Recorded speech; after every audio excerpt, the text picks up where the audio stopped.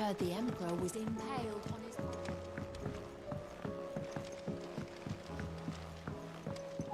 We're all gonna die! You hear me? What do you reckon we should do? I say we should just tell Miss Shirley. You'll get us all straight.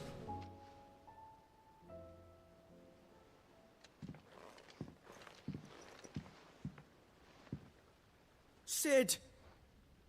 Hard at your studies, I see. And what is that? It's not a set of scales, is it? No. Of course it isn't. Well, not anymore, it's not. Oh, And just how long hasn't it been one? we're sorry. But we didn't break them. We dismembered them. Just like Miss Middledore showed us. Miss Middledore? And why would she have you dismembering her creations? Because that's the only way to become a ninja-neer. Miss Middledore said, the best way to see how something works is to take it apart and put it back together again. Well then, your work is already half done. Carry on. About that. The taking apart was easy enough, but it's the putting back we can't work out. Speak for yourself.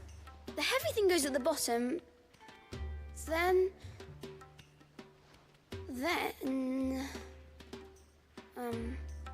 You three need to learn to take responsibility for your actions. So let's have a look at these parts with fresh eyes, shall we?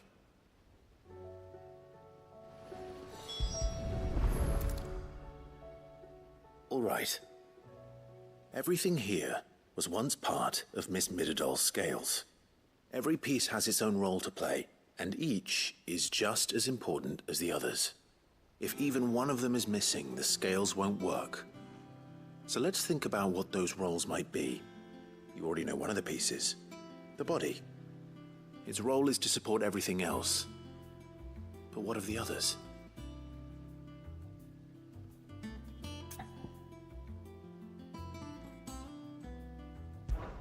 This is called the arm.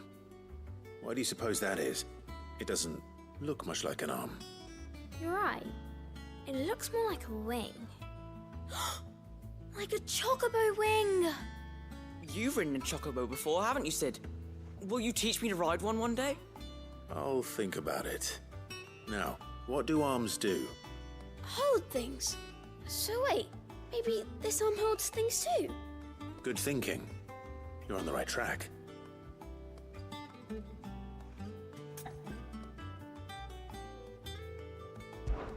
These round parts are called the pans.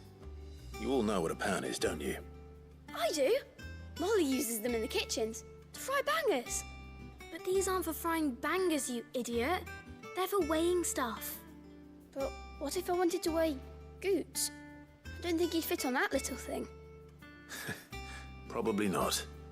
What are the chains for? Holding the pans up? Well spotted. Which means something must hold the chains up in turn.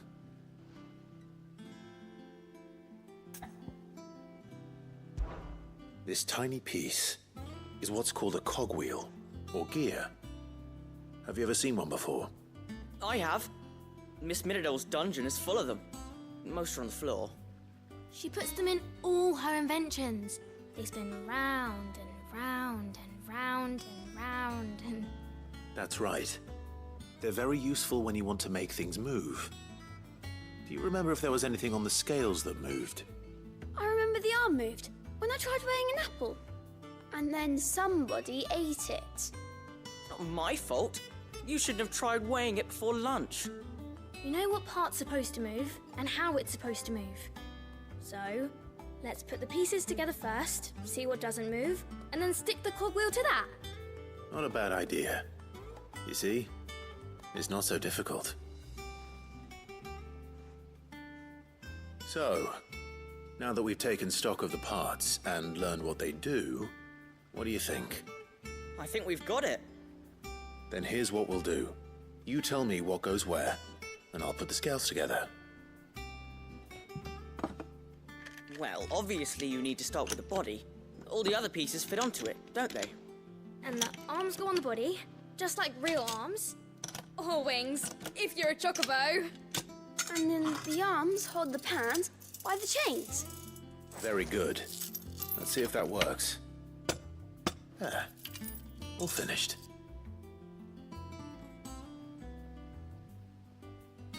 Yes! We did it!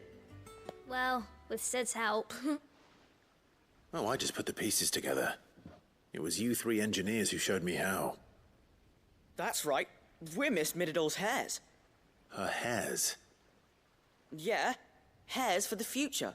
She's showing us her secrets now, so we can help out the hideaway when we're older. What do you think, Sid? Are we almost ready? With a little more help from Miss Mididol and Miss Shirley, I'd say it won't be long at all. You hear that? It won't be long. Until then, though, do try to be honest with Miss Shirley.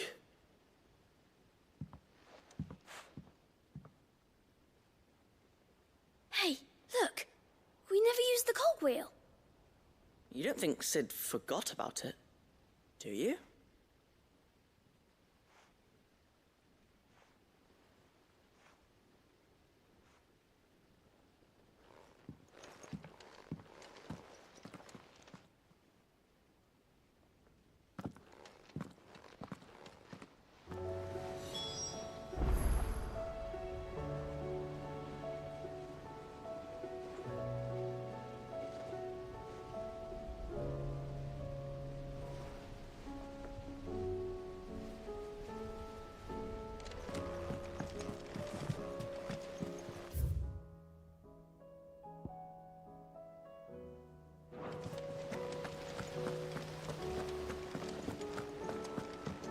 We're all gonna die!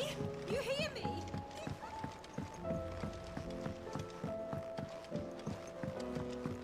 I heard the Emperor was impaled on his...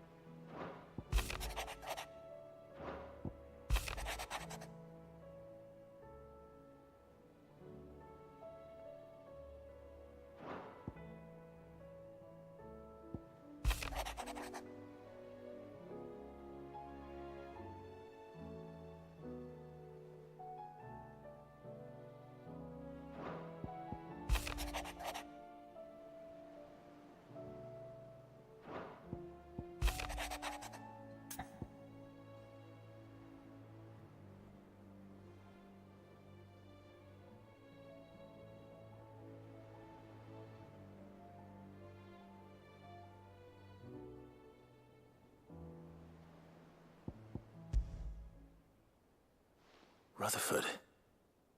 Wasn't that the name of my uncle's manservant? Where would he be at Martha's Rest?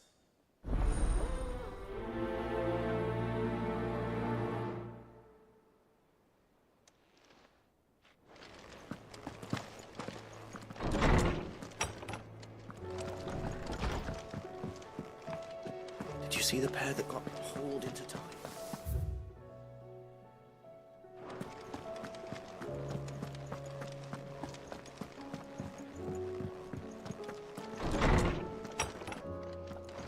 Is a storm coming soon?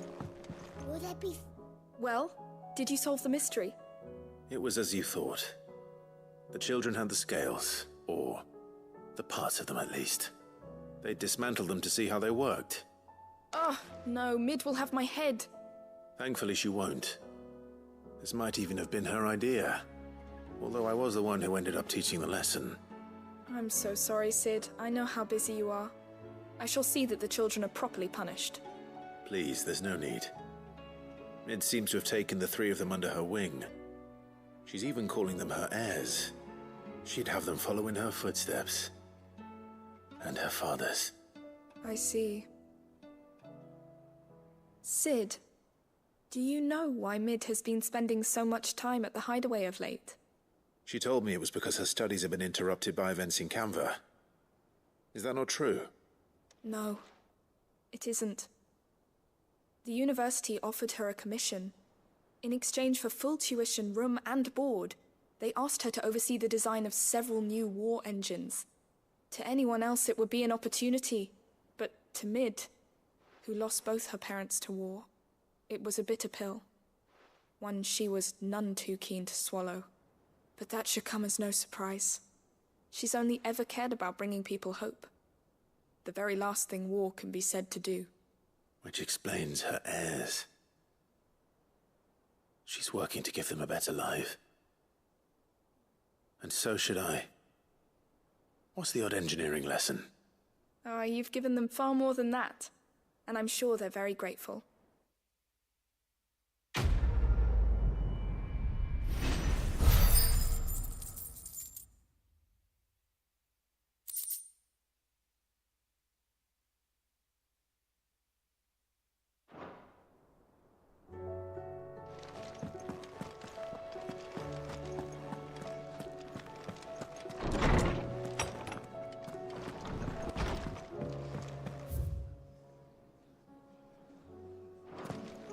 Seems the hideaway's lost its appetite. Ivan's newest dish is a masterpiece. Once you get over the urge to gag, that is. You look like you could do with a drink. Honestly, Sid, you're too nice for your own good. Do you hear that, ladies and gents? The next round's courtesy of the realm's most benevolent outlaw.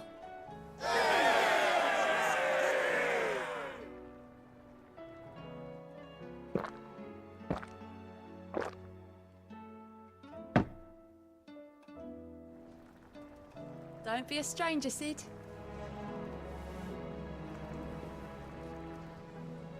Welcome back, Sid. How am I getting on? Ah, about as well as you'd expect of a barmaid pouring sour ale for penniless outlaws in the middle of the Deadlands. And it'd be worse than that if Molly here didn't make the best stew this side of Stone here, even if it is mostly just yesterday's leavings. Don't tell her you heard that from me, though.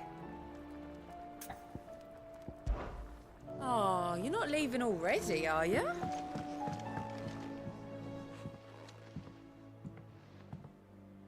Sid! Look what the Cursebreakers brought back from Dalmekia. Said they were all the rage in Dalamil. Looks sort of funny if you ask me. I'll be damned. Have you had one before? Something smells good. What are we having? Bombs! And they are good. You should try one.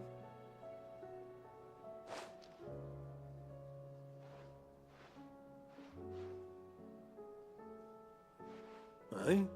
The bloody great hole in it. Who ate the rest? It's supposed to be hollow, silly. Haven't you ever seen Drake's Fang?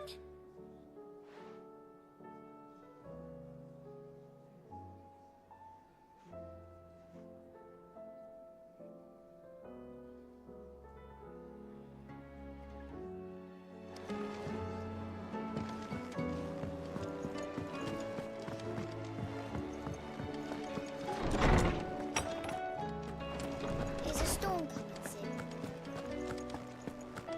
Sid, did you know that chocobos are far more resilient to the effects of ether than most other beasts?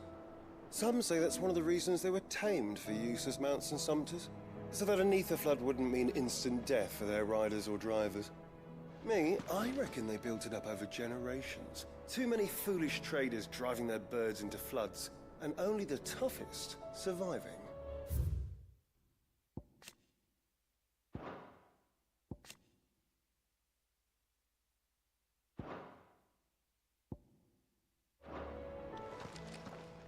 I was wondering when next you'd visit.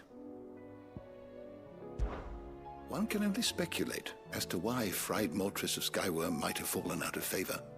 Perhaps a sprig of cheerful yellow drake's mint pinned to the lapel was once quite the statement among Sanbreque's fashion-conscious nobility. Regardless, the only place you'll now find both herb and dragon is on the coast near Northreach. I don't believe you've read this particular chapter before. You wish to study the tomes?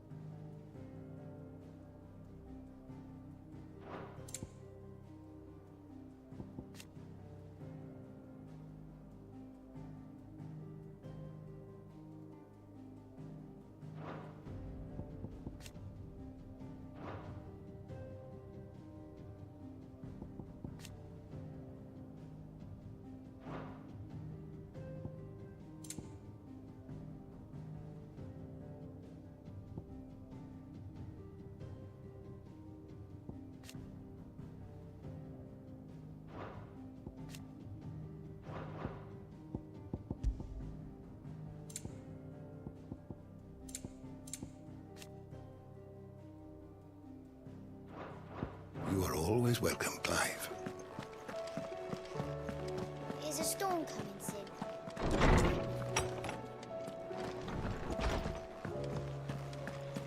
It seems the hideaway's lost its...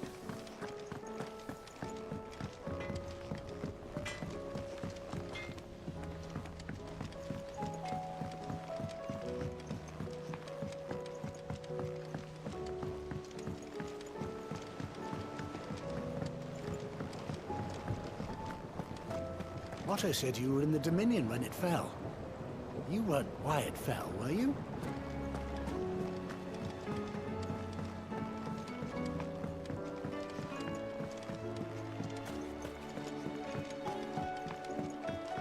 Our toil, our sacrifice, will all be for naught. What'll happen to the gardens? Too many more days of this, and it won't matter how clear our water is or how rich our soil. Without the sun, everything will... We'll get through this one now.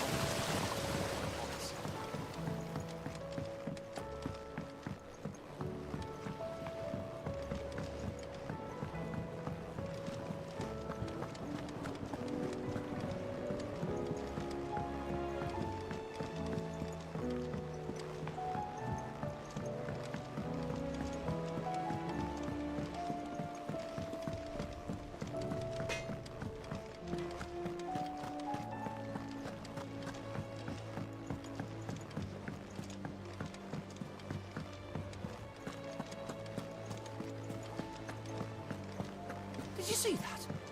Tell me you saw that.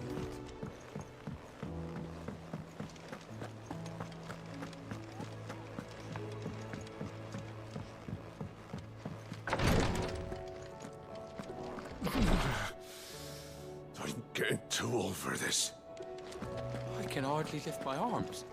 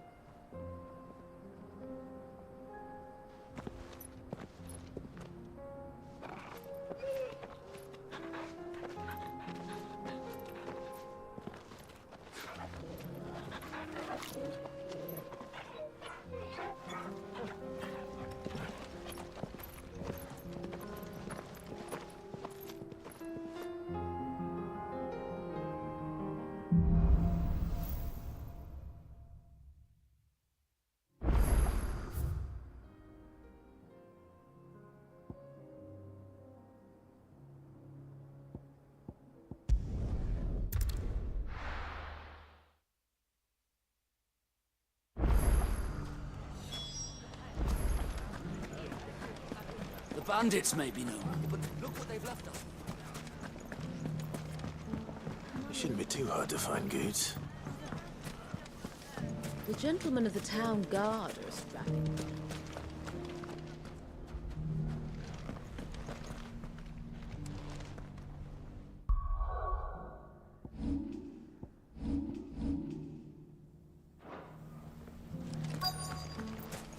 Fuck!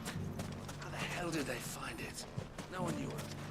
The finest cell swords. Could be I know something more. What's it? Clive, listen! I found someone who says he's heard the rumours about Nan. Have you? Go on. Tell him what you told me. All right. It's like I said. A wizened old crone by the name of Karen's been selling steel to whoever will pay her price, be they knight or knave. Says the more swords and spears she puts in people's hands, the more war they'll wage. And the more war being waged, the more call for swords and spears. And who will they all turn to keep them in steel? Why, the good Reaper herself. And you've seen this Reaper at work? Aye, it just so happens I have. You'll find her right here plying her trade most days. Here in Delamil? Where exactly? She has a stall here in the market, but if you're not the patient type, you can probably find her at her storehouse on the edge of town. But it'd be a bolder man than me that braved that particular nest of vipers. Feeling bold, traveler? I hope so, for your sake. Now, if that's all, I have places to be. Sorry to have kept you.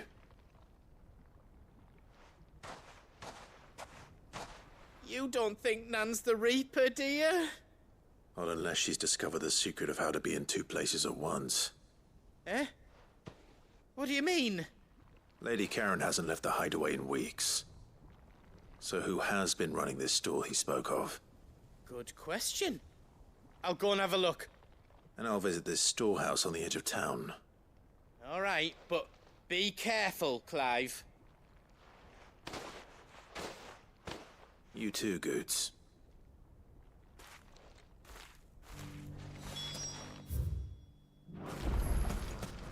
The finest cell swords in store. Fuck! The gentlemen of the town guard are a strapping bunch. Perhaps. But the gentlemen of the League of Merchants have deeper pockets.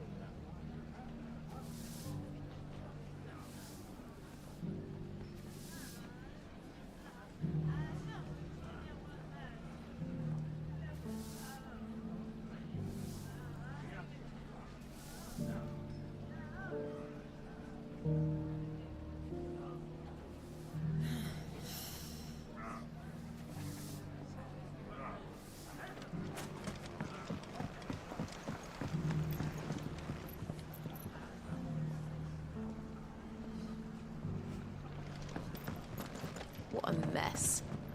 Where do we even start trying to clean all this up?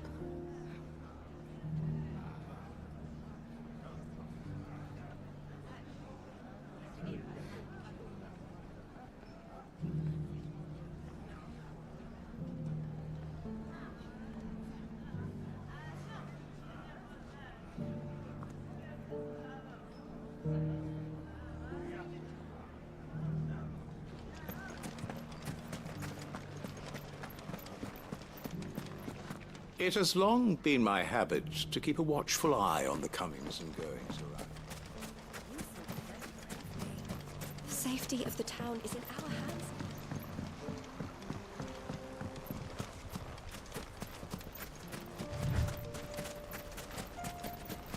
Time to brave the Viper's Nest.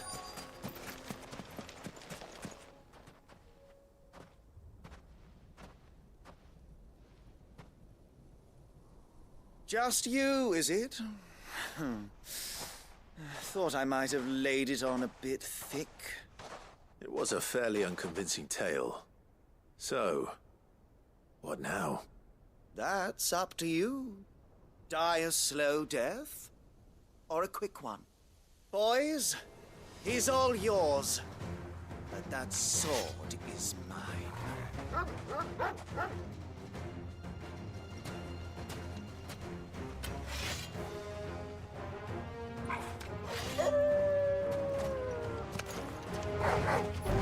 Leave now and we can pretend this didn't happen.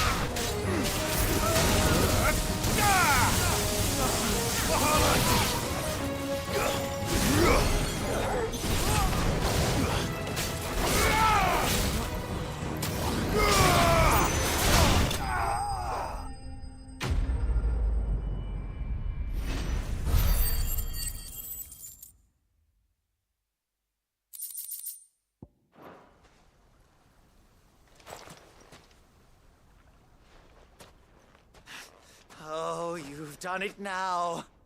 Go on. Tell me what I've done. When the Borgwyn finds out you've killed his men, he'll have your head. He only wanted that bull of a manservant, the dim one always clinging to Karen's skirts. You weren't even supposed to be here. Who the hell are you anyway? What were you going to do to him? The Borgwyn wanted him to get to Karen. I was only supposed to point the lamp in the right direction once he arrived in Dalamil. But then you turned up. Well, go on then. If you're going to end me, end me. You're not worth the effort. Now be gone, before I change my mind. Fucking coward! I need to find Goots. Right now.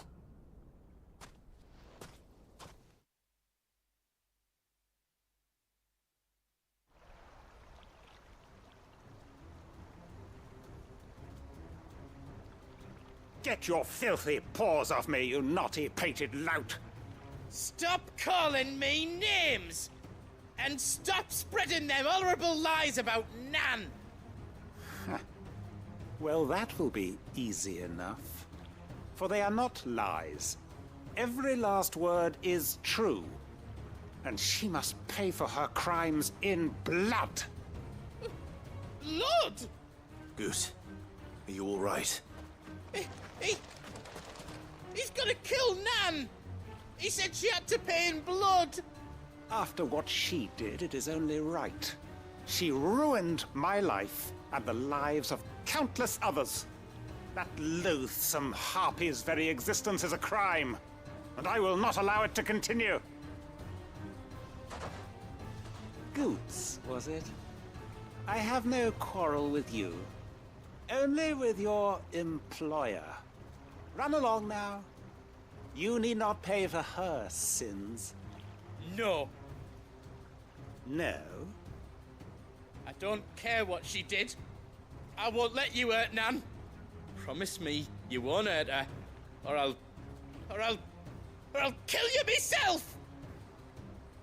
Goot, no. Enough, all of you! Karen. But how did you? You're a sight less clever than you think you are, the pair of you. Did you think I wouldn't notice the two of you slinking off together? Well, the whole thing got me thinking, who in Dalimil might bear me a grudge? And a certain snivelling shit I ran afoul of in my fairy years came to mind. Though it was just Bahagian back then, wasn't it? I thought the years might have taught you some sense, but I see you're the same pants-pissing craven you've always been. What was it we called you? Wet legs? You bitch!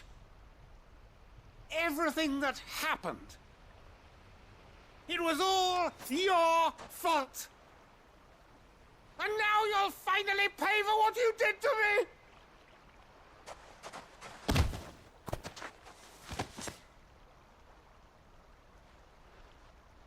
Goose, you... If you want a piece of Nan, you'll have to go through me. Fuck! You great galoot. Out of the way, I can handle this myself. So, wet legs, you remember what you told me when we last met? An eye for an eye. Wise words, Sam. Wise words. And now, it's time to collect.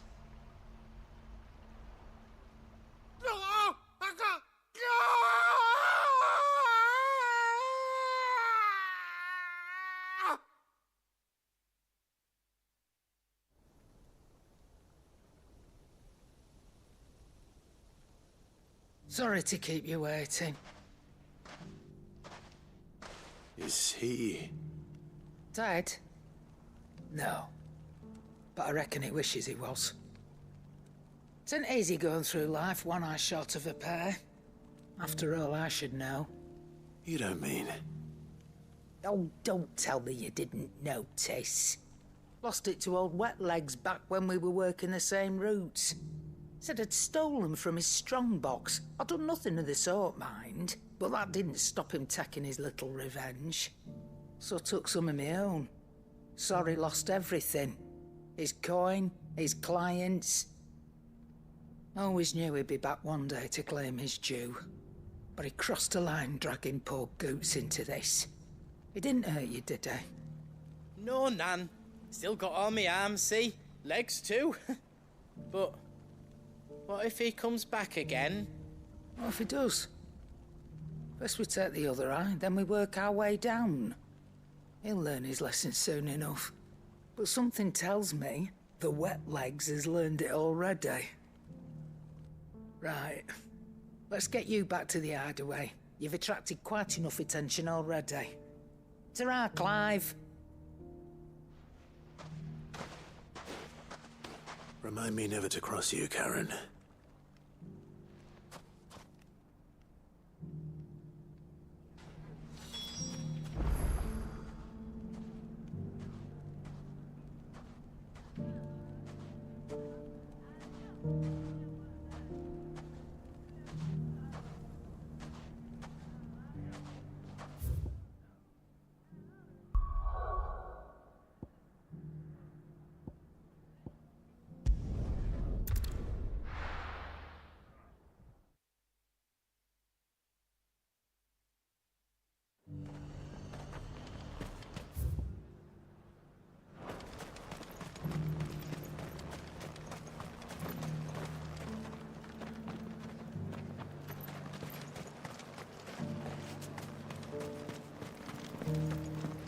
There were ghosts at the gates not days ago.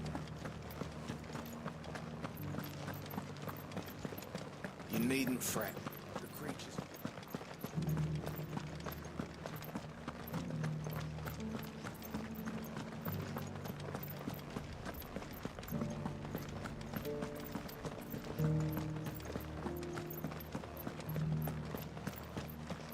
the meadows then. That's what they kept.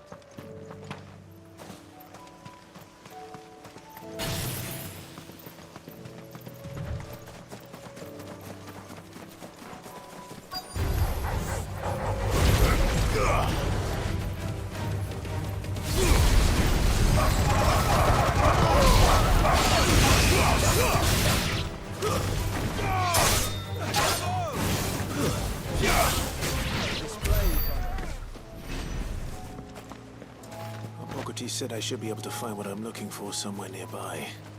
Bright blue dragons and bright yellow flowers. Should be easy enough to spot.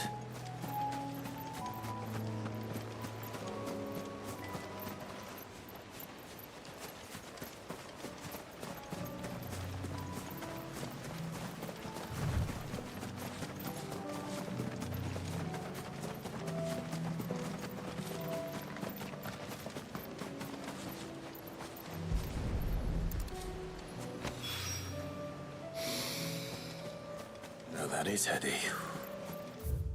This must be the Drake's Mint. That just leaves the Skyworm.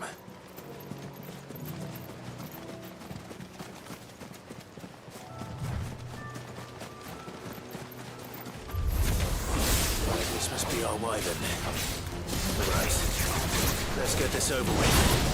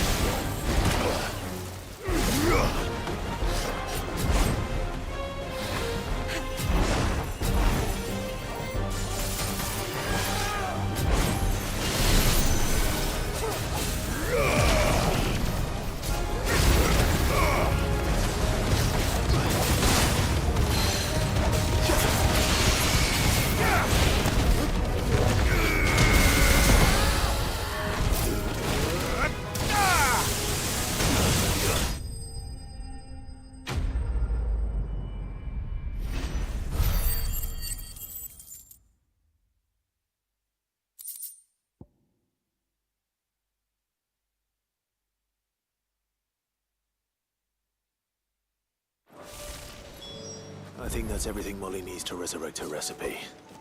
Better head back.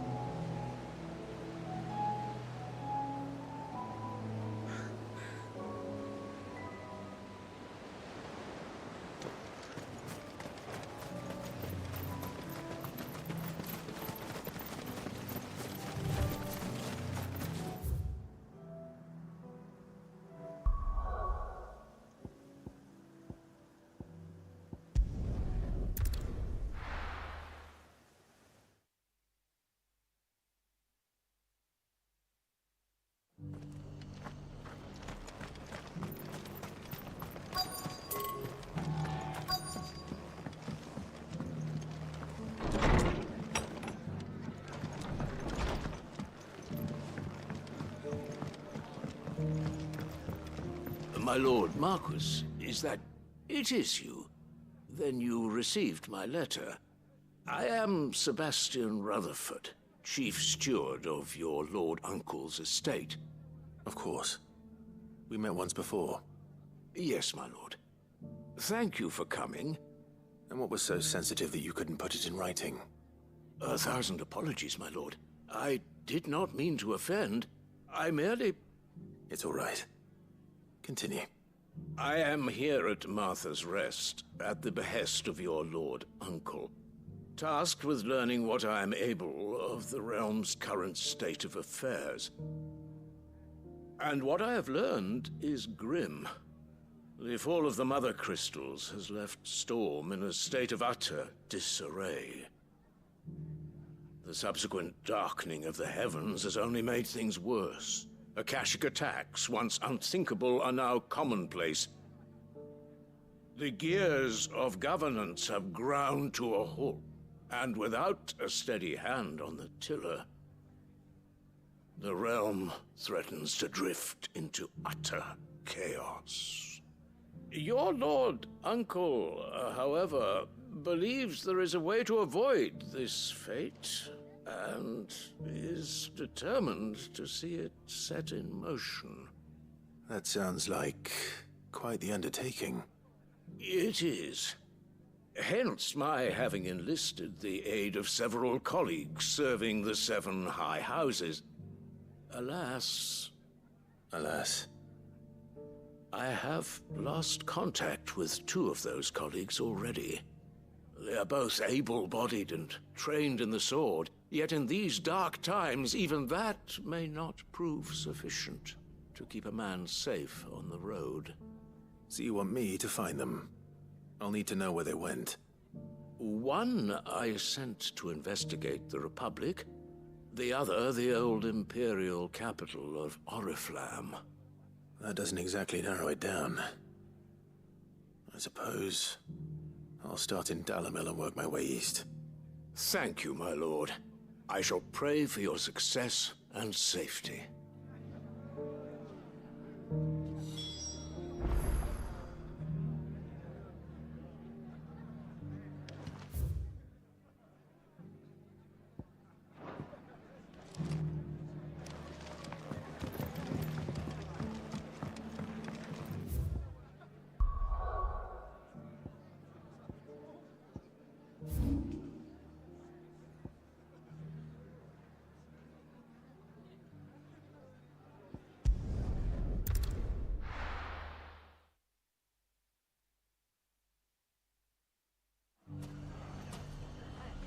It's not going to be easy finding one man in an entire republic.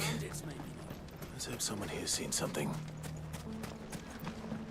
Mummy, The gentleman of the town guard.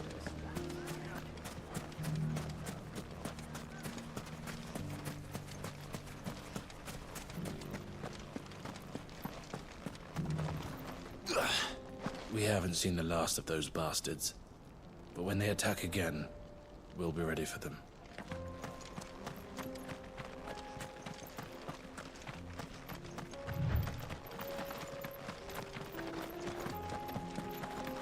Someone's got himself in trouble.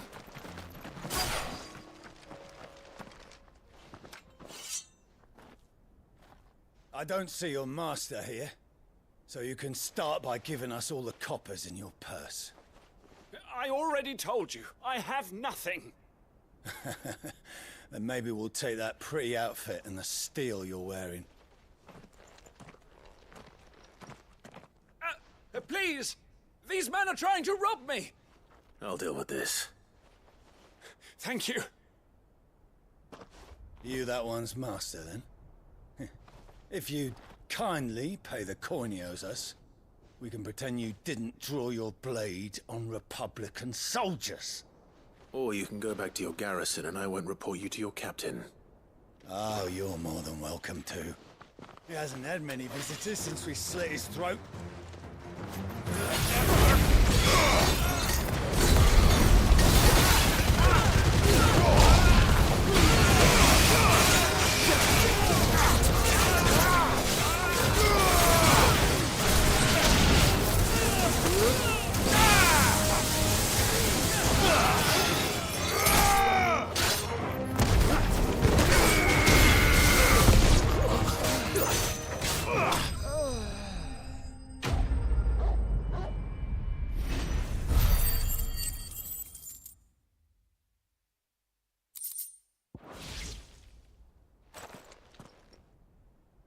I'd expect as much from Hugo's faithful, but these were men of the fist. Much has changed in the Republican army since they lost their rock. You've seen this kind of thing before, then? Many times. I was sent here to observe the situation. You're one of Rutherford's men. He sent me to look for you. Well, then you have my thanks. I fancy I could defend myself against one, perhaps two, but a whole regiment. I arrived in Dalimil several days ago, but when I called upon the captain of the local garrison to make inquiries, his men confiscated my effects and locked me in a cell. The captain is no more, and his men make the rules now. Fortunately, I was able to bribe my way free, only to be stopped again by those soldiers you so kindly dispatched. What of the Fist's Central Command? Surely they wouldn't allow such lawlessness amongst their ranks. I would imagine they are unaware of it. Most of the army has fallen back to the capital and hunkered down behind her walls. Those who weren't recalled now rule the fringes unchecked, answering to no one but themselves. Then it's worse than we imagined. You should return to Rosaria. It's not safe here. I'll find a caravan heading north. You won't mind if I borrow one of these soldiers' coin purses?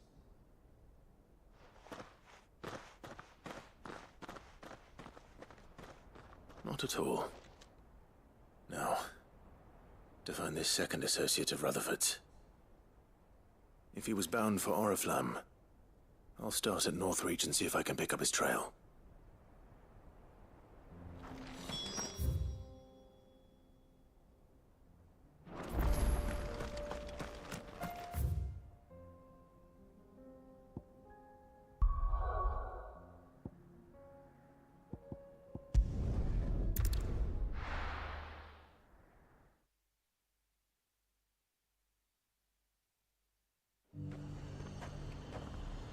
There's a lot of road between here and the capital. Rutherford's man could be anywhere.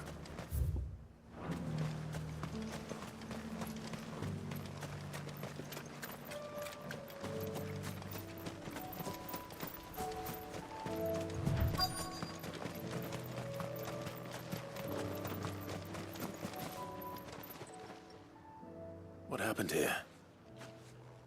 If you're with the others, they've already relieved me of my belongings. I'm not. I'm looking for someone who was sent here by a man named Rutherford. And then you found him. I'm Alistair Rockford, attendant to the Lady Ariane of House Wellesley. Of the 7 high houses of Rosaria.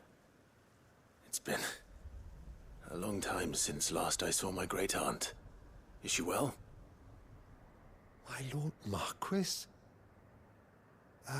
Yes. Yes, she is. The Lady Dowager has granted me leave to assist your Uncle Stuart. I was on my way back from the old capital when I saw some villagers being robbed on the road here. Bandits? They looked more like field hands, but it didn't matter in the end. I did what I could to help the victims, but all it earned me was a pommel to the temple. Which way did they go? South, toward the gate. All right. I'll take care of them. Founder knows I've met enough of their kind. You head back to Northreach, visit the Vale, tell them I sent you. Thank you. I shall. Founder be your shield.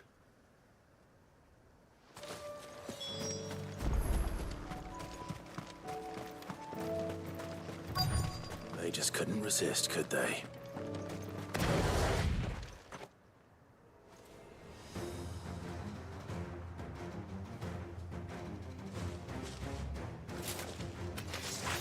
This one's ours, pretty boy.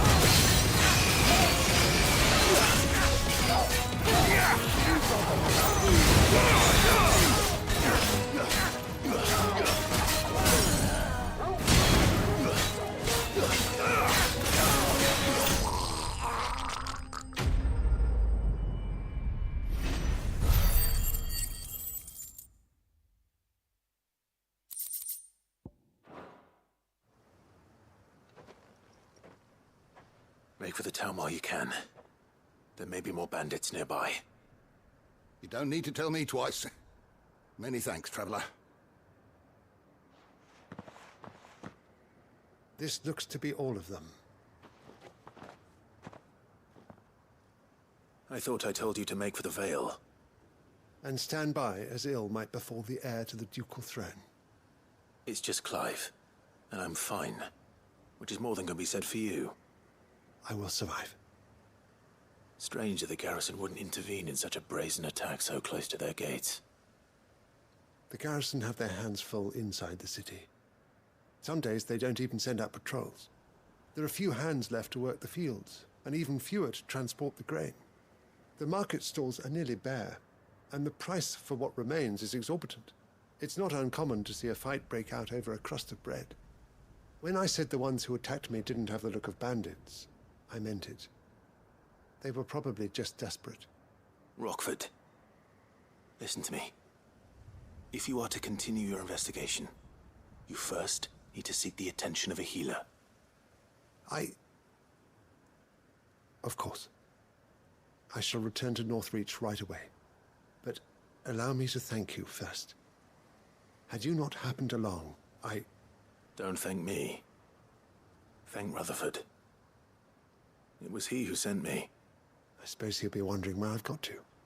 I shall send a Bastolus as soon as I'm able. Good day.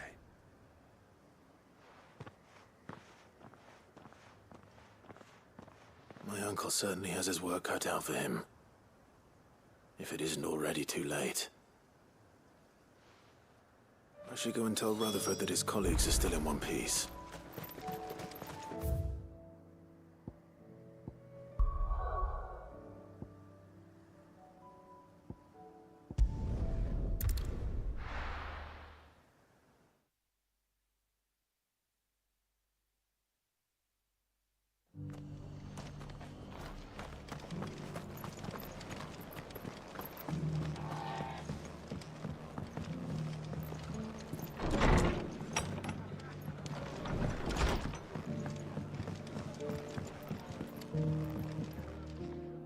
I see you're still here. The Rest's location affords a constant flow of traders, and with it, a constant flow of information. Speaking of which, I received word from both my associates. They have resumed their investigations, thanks to you. I only happened to be in the right place at the right time. They both seem to think the realm's prospects rather grim. I am afraid that grim would be putting it lightly. Storm is in crisis, and if we are to free her, we must work quickly. And we must work together. Such is your Lord Uncle's wish. As it is mine.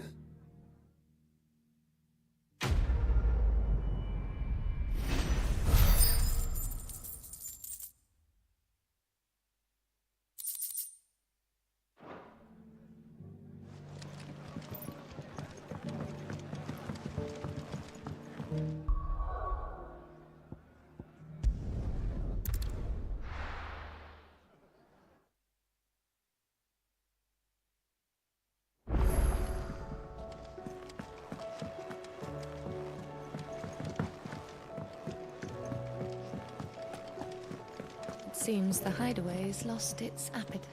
So, did you have that word with Tomes then? I did, and he was as helpful as ever. He told me exactly where to look, in fact.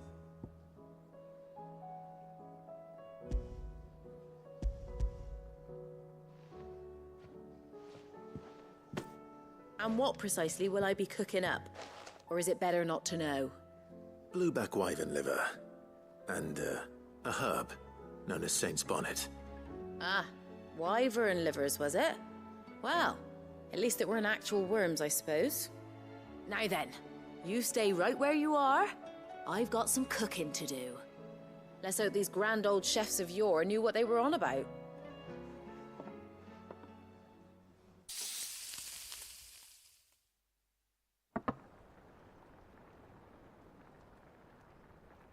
And here we have it. Fried mortress of skyworm. Ivan's offered to make sure it's fit for consumption. Well, I say offered. He as good as begged. And rightly so. Is there any higher honour than partaking in a slice of culinary history?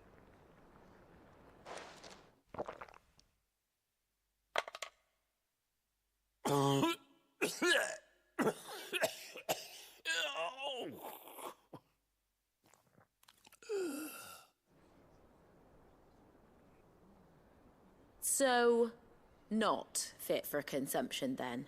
What witchery is this? The crackle of the crust gives way to an almost violent richness. Yet, it is the piquant kiss of the saint's bonnet that tames this savage dish.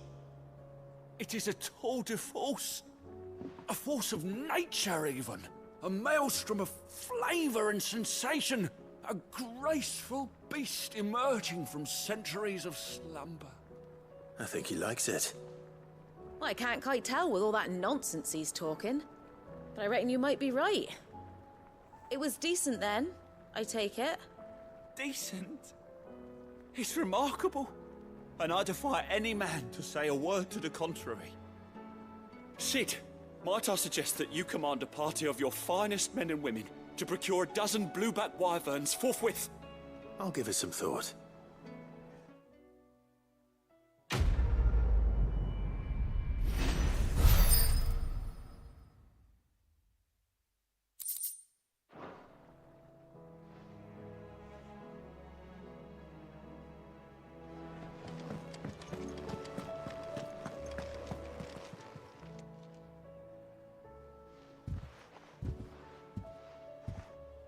Nothing like a dish of cold vengeance to foul the gut. I'm sorry, Nan. I didn't mean to make things worse. I just thought I had to protect you. Like you've protected me. Aye, well, someone had to. Your parents certainly didn't give a whit for your well-being. Reckon the both of us would be worse off if I'd not taken you on. You've always been me right eye, Goots. And I'd have you stay that way. So don't you dare go looking for trouble again. Well, I will. If you ever need help, I'll do it again and again, and you can't stop me. Why, you big lump. Fine. Play the hero if it makes you happy. Thanks, Nan. I won't let you down.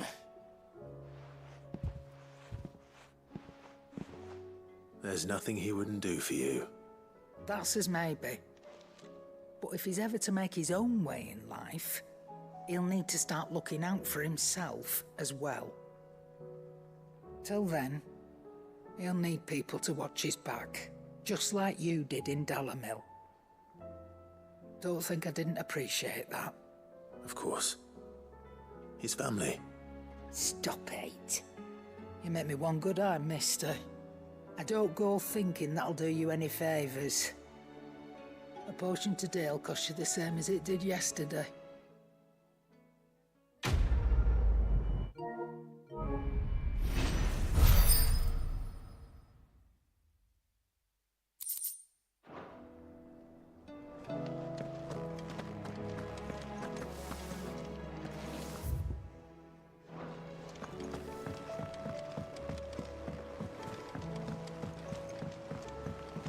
Mindless though they are, an Akashic horde large enough to besiege the free cities is not to be trifled with.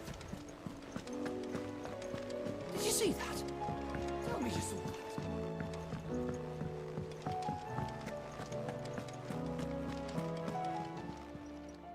Oh, I wasn't expecting you back so. You earned this. Come again. I may have more for you. Clive! Quick look.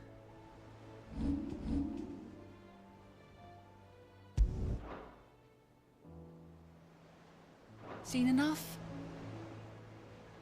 Fancy a look at the list, do you? I don't mean to be gloomy. They need all the help. You watch yourself out there, all right?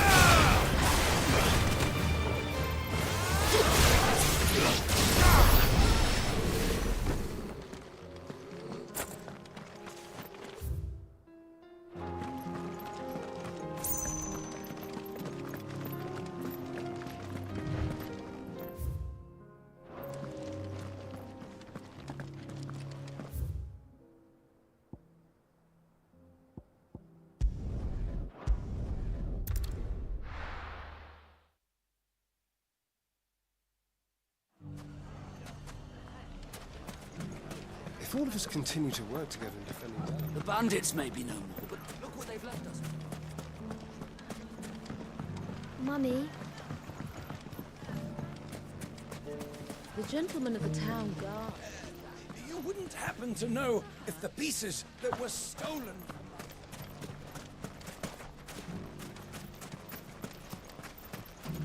Good day, my lord. Here you are. An excellent choice. Go with Gilbert.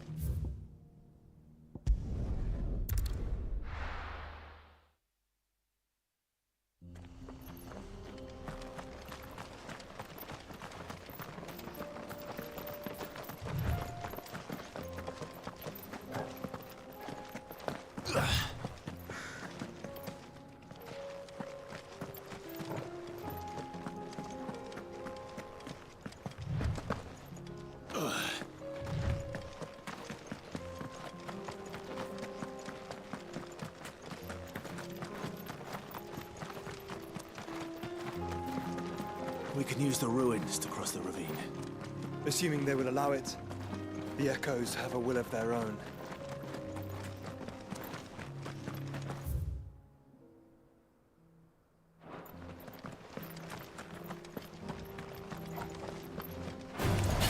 No holding back.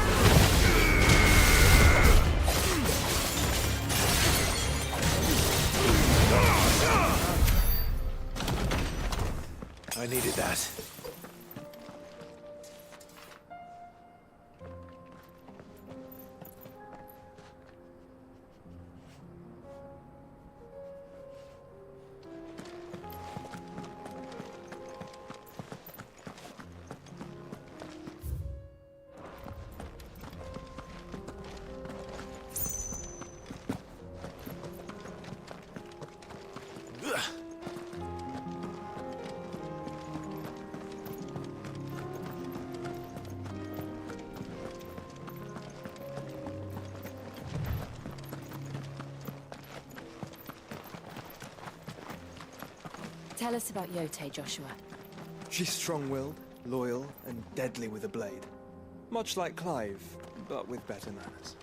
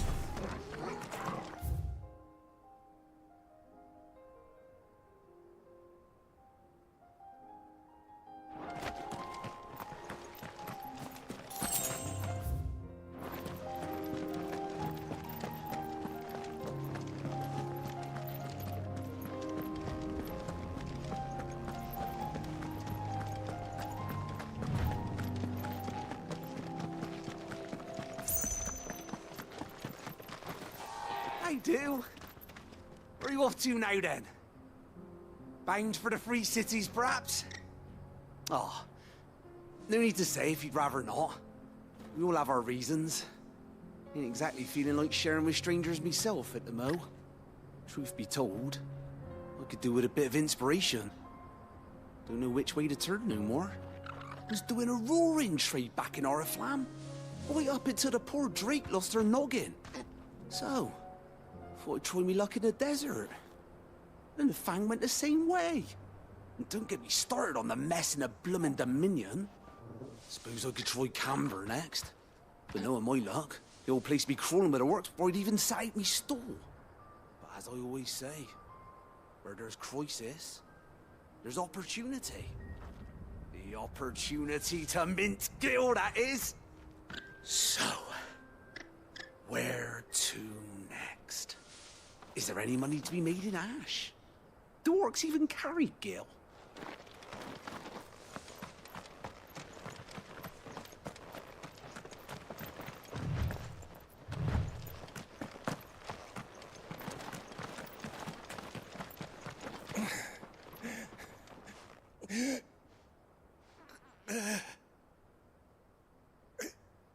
You're injured.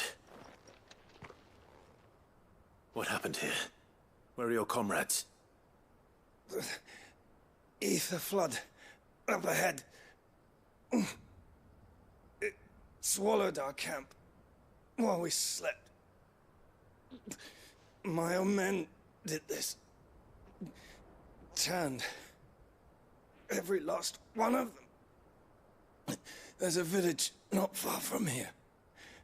Tabor. The people were kind to us. It's only a matter of time before they won't stand a chance. We can't let those monsters reach the...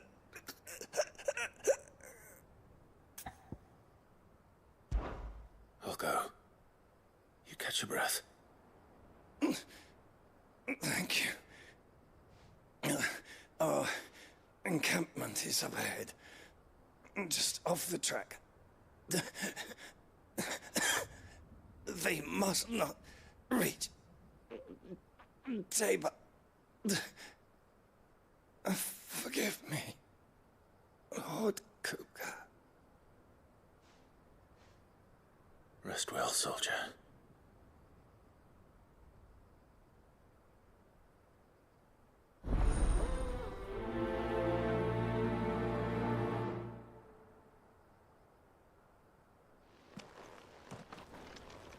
You said the encampment was close. Let's hope the Akashic are still there.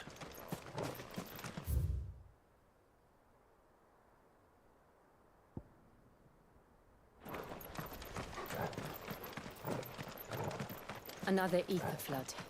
They're everywhere now. We can't go around it. Then we'll just have to be careful. Good. Got here in time.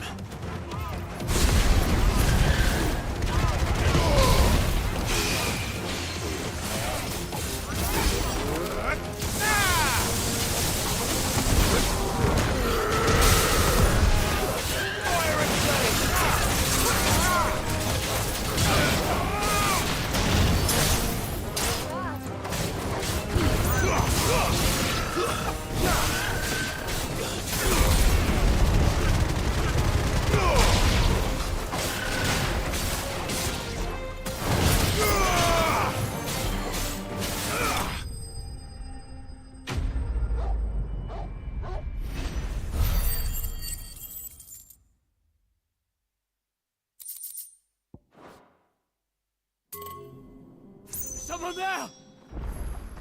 Please, I can't move my leg! That doesn't sound like an Akashic.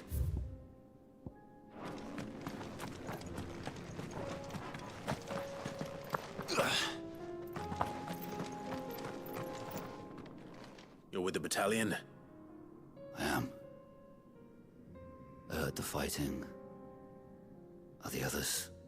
Taken care of. One of your brothers in arms told me what happened and asked for help. Another survivor? Where is he? Tell me. His wounds were too deep.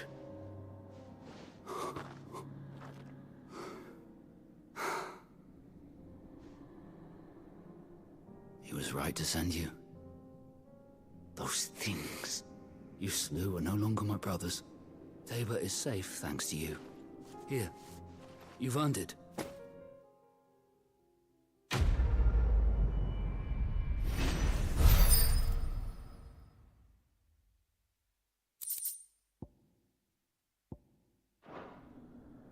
You seem familiar.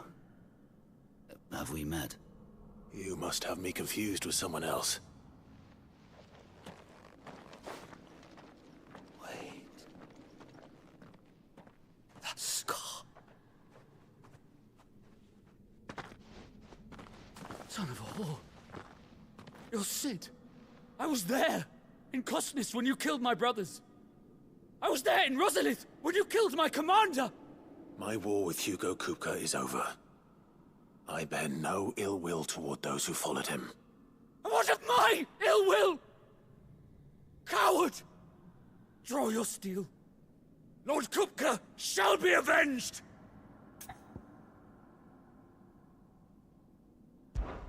When your wounds have healed and your head has cooled, come and find me if you must. Though I hazard your life would be better spent in service of those who need it. Or have you forgotten your oath to the Republic? My oath? What would you know of oaths? I know how hard they are to keep. Which is why I'm giving you the chance to keep yours. No. I won't be deceived. Lord Kupka told us of your crimes. You are an outlaw. A murderer, not some man. Like you or anyone else. I am nothing like you. But if you're not gonna kill me, then go. Leave! Just know that I will find you, Sid. Someday.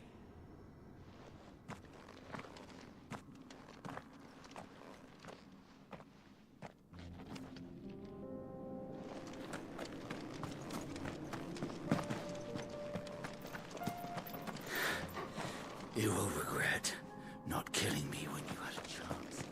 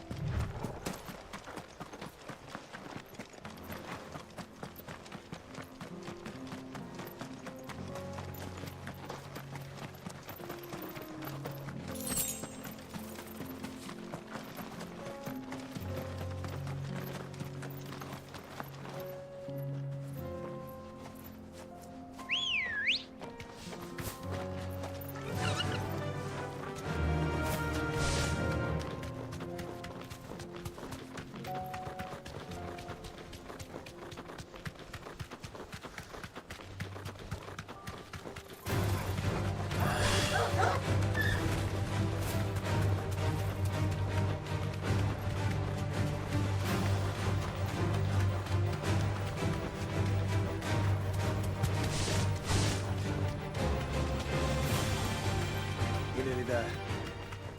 Have you been to Tabor before? There are a few places I haven't. That'll do, girl. Welcome, travelers. We don't get many visitors here in Tabor.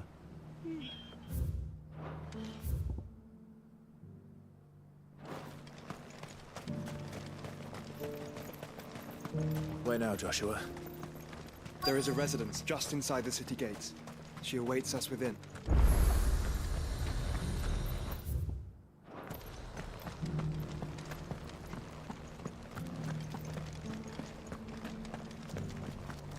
Here's the scraps you're after. Thank you for the deal, egg, mister. Mummy needs a pottage from it. Decent quarry's been hard to find since the sky's down. It has indeed.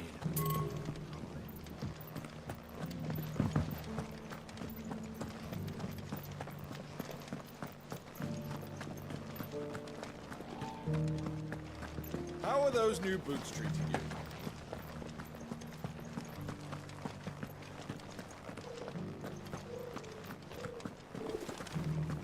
That Cyril fellow's an odd fish, don't you think?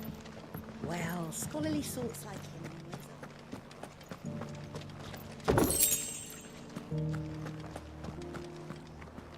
Why won't the sky go back to how it was?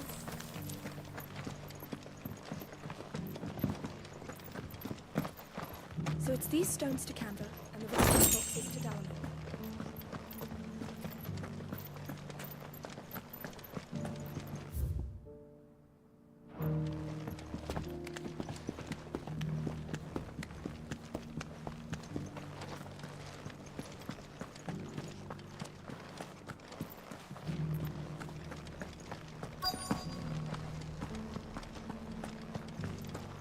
Yes, finished.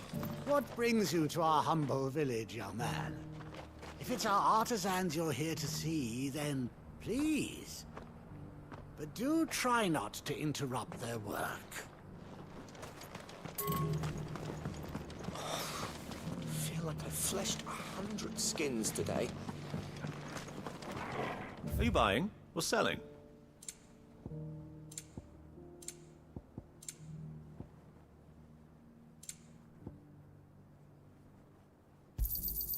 Of course. A fine choice.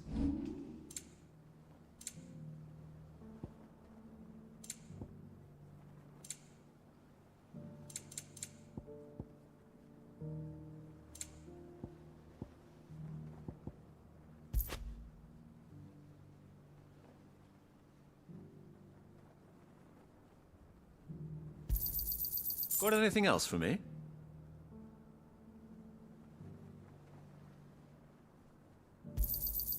Ah, not bad. Got anything else for me?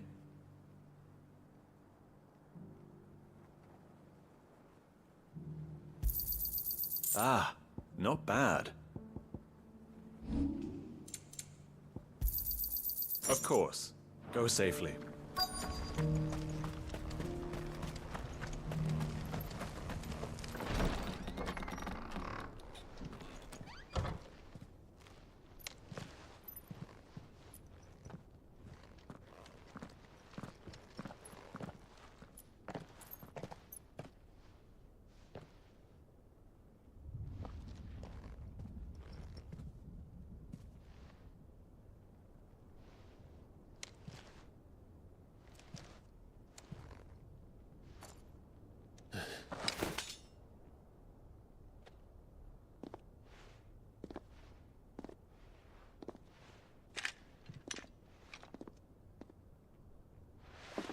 My Lord Marquis, it is an honor.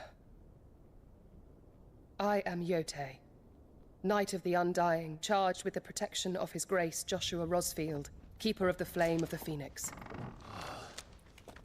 Of course. It all makes sense now. Would you care to elaborate? The Undying are loyal servants to the ducal throne. Or more specifically, to its heir. They have served our family for generations, albeit from the shadows. Since their inception, they have been tasked with the preservation and enactment of the rites of ancestral communion. After the events at Phoenix Gate, it was the Undying who delivered me to safety. And since the day I left Rosaria, Yotei has been my constant companion and protector. Without her sword, I would not have survived my journey across the realm. Rise, Lady Yotei.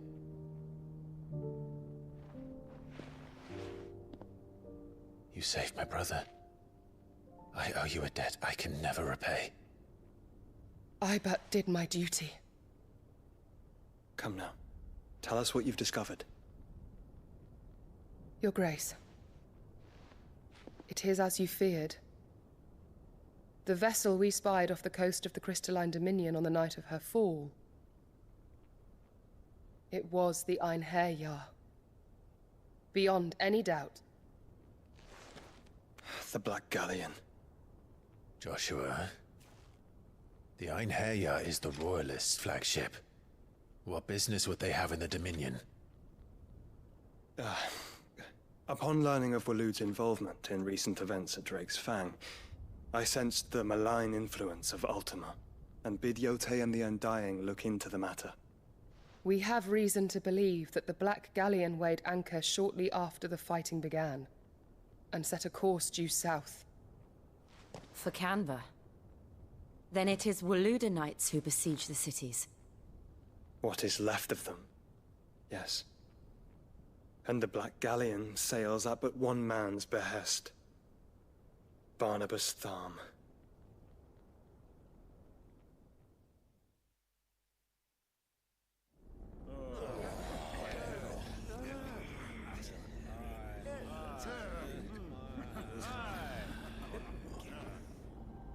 But are we truly safe here in the Agora?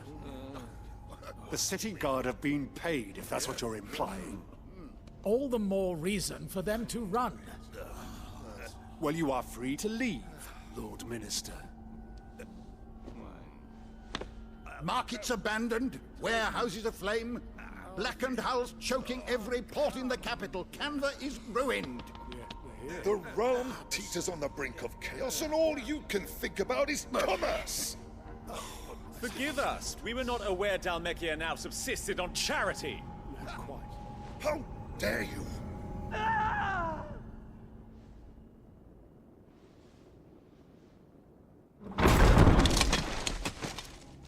Distinguished members of the Council, you must forgive His Majesty this intrusion. What is the meaning of this? A trifle crowded, but I fear it will have to serve, my liege. Very well. My colleagues, do you not see? The King! He has come to save us from the Akashic!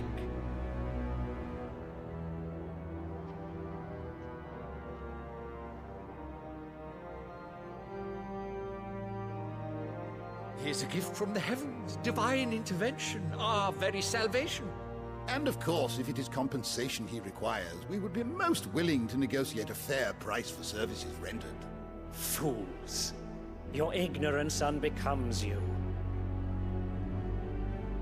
Your Majesty, correct me if I'm wrong, but I would swear that the fiends washing the cobbles of Canva with the blood of her citizens wear the colors of Waloed. Ha! So you do not deny it. Guards, fetter them, and see our guests to the dungeons!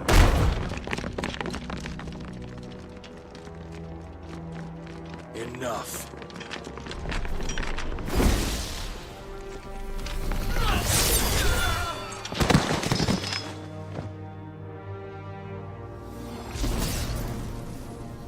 Pathetic creatures.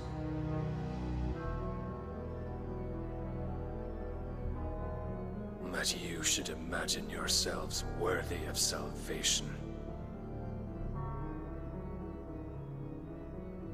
The girl is still here, somewhere in the city.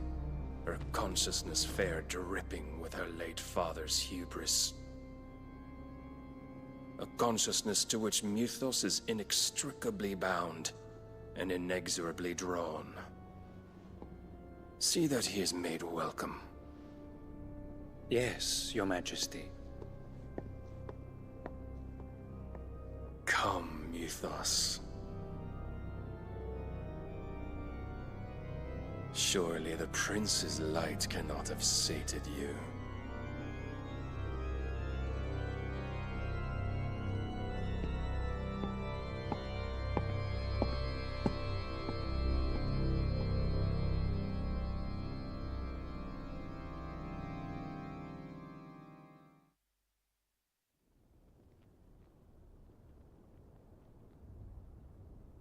So then, how long has Waloed been under Ultima's control? How long indeed? Based on what we know of Barnabas's actions, I would guess some few years, mayhap more. But to what end? What does Ultima want? The tapestry. Show them.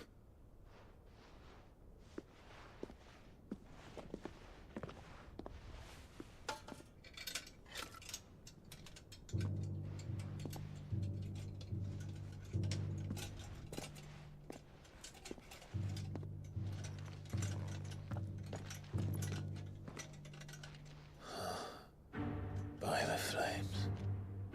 Phoenix Gate, Drake's Breath, and now here. But what is it? It is old, ancient, even. Naught remains of the faith it represents, save what can be gleaned from the image itself. None could tell me what the one in the apothecary meant, even the Undying. But I believe it may be the key to discerning Ultima's purpose. That figure in the center, the one beneath whom the icons congregate, that I believe to be Ultima. He is a god, or at least godlike, his very existence beyond our ken. The icons, and by extension their dominance, are meant to be his subjects, and while some, like Barnabas, have accepted this role, others have rejected it, like you, Clive, which is rather inconvenient, as it appears he needs you most of all. And gods don't like to be disobeyed. No, I don't suppose they do. Clive, may I tell Yote of the lake? By all means. Yote, I will be accompanying my brother to the Free Cities. Whilst we are afield, I would have you watch over those Clive has made his wards. Omielos delan tuisag ilith. Though well concealed, the hideaway lacks trained fighters to defend its occupants should they be discovered.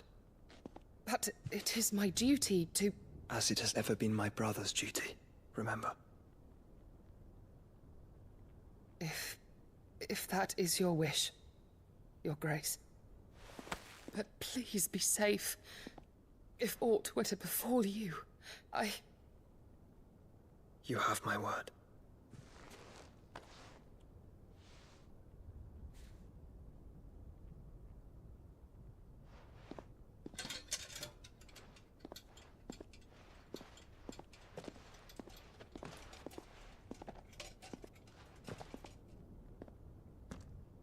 Farewell, my lord, my lady. We are in your debt, Yote.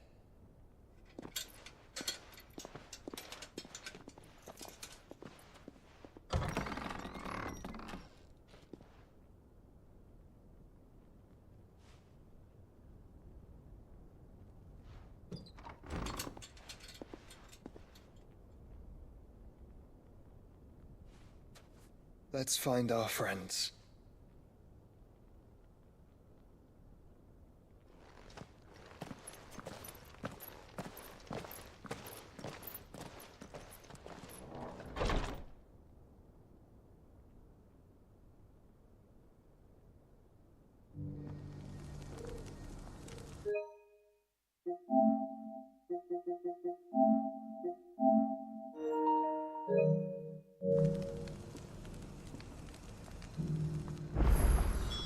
It's plain she cares for you very deeply. And I her. which is why I had to let her go.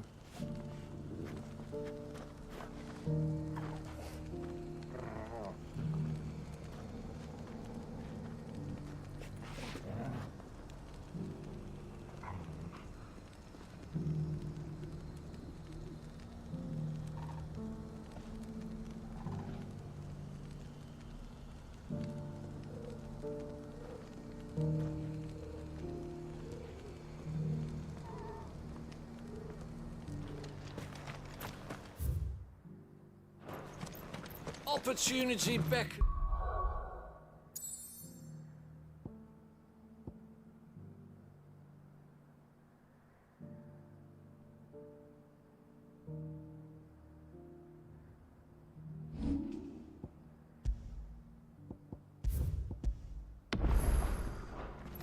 Who among you is bold enough to heed her call? Is that blade for hire, perchance? Because I have a mind to make a killing. Figuratively, I hope.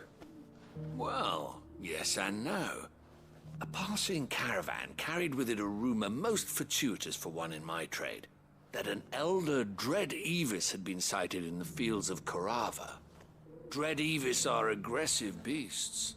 Compelled as they are to acts of violence, few survive to maturity, but those that do develop a hide of phenomenal value. A hide you want to sell? Eventually, yes. Though I would have it tanned first that it might be crafted into marvels the likes of which the world has never seen. Dread Evis skin is a rare thing indeed. But the worked hide of a well-aged beast, now that would fetch such coin that Gilbert himself might weep with envy. Bring me that beast's skin, and I will share with you the bounty of our combined labors. All right. I'll hunt your Evis. Of course you will. When one lives in such troubled times, it is a fool who lets opportunity slip his grasp. Leave Tabor through the east gate, but take the path that branches west. Once you reach the checkpoint at Tovany, you are a mere stone's throw from the fields of Carava. I eagerly await your safe, and above all, triumphant return.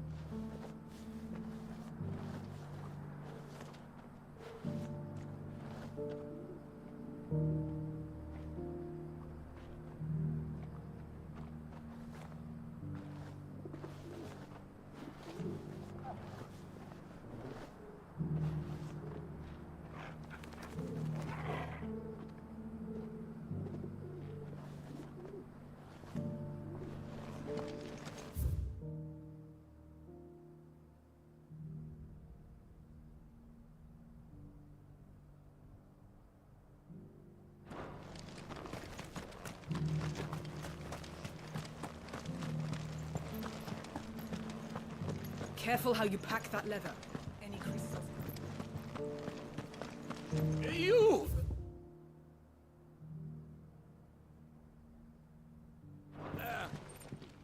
Finally. No one was paying me the slightest heed. Is something wrong? At the university, the students would hang on my every word. Sadly, this far from home, I'm just a vagrant greybeard. The university? You're a scholar. A specialist in ancient cultures. The most accomplished in all Valisthea, some have said. Not that I look the part in these tattered rags. In my heyday, no obstacle could have kept me from my studies. Yet here I am, a wizened windbag, bested by the many steps of Tabor. The answers I seek lying just beyond my enfeebled reach. Would you do an old man a kindness and brave the stairs in my stead? You'll be amply rewarded, of course. Climb the stairs and... And memorize a few inscriptions for me. Assuming you know your letters, that is. Some courteous soul is rumored to have carved clues to Tabor's rich history into stones dotted about the village. 3 of them, to be precise. 1 each to the north, south, and east. I'm here in the hope that those carvings might shed light on a riddle I've been pondering for some time. Namely, the otherwise undocumented origins of Tabor's unique people. People quite unlike those of neighboring lands. I can't promise I'll remember everything perfectly. Remember what you can. I'll piece together the rest. Make for the domed pavilions, and you'll have no trouble finding the stones.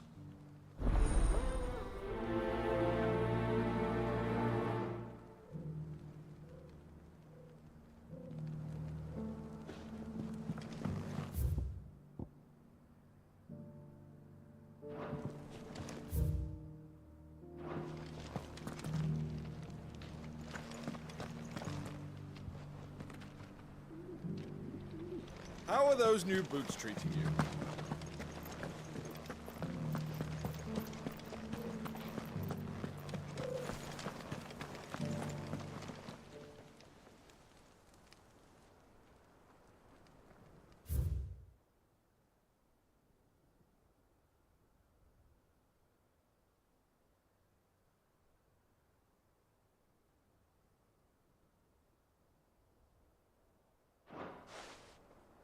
No history would be complete without mention of the mother crystals.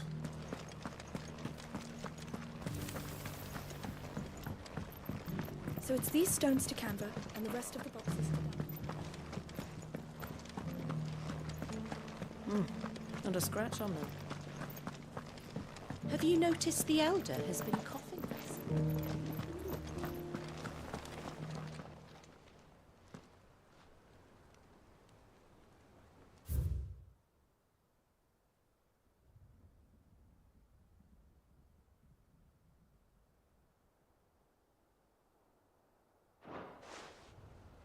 What golden plains might the wanderers have called home, I wonder? Recent quarry's been hard to find.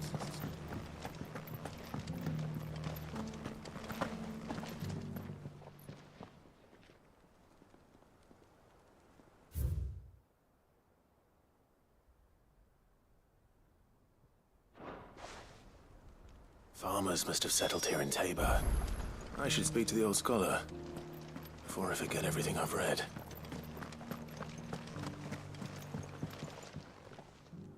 The engravings were in good repair, considering their age. Oh, would that I could have seen them for myself. Come, don't tease me now. What did you learn of this place and its people? Let's start with the engraving to the south, shall we? What did it say?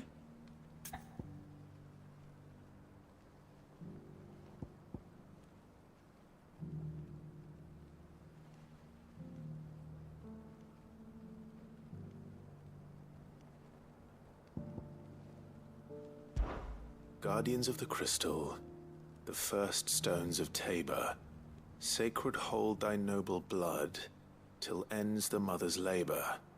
I'm pretty sure that was it. Fascinating. It would seem the founders of this city were descendants of those fallen charged with protecting the mother crystals. But whatever could have driven the Guardians so far from their sacred charges, I wonder? The engraving to the north is next, I think.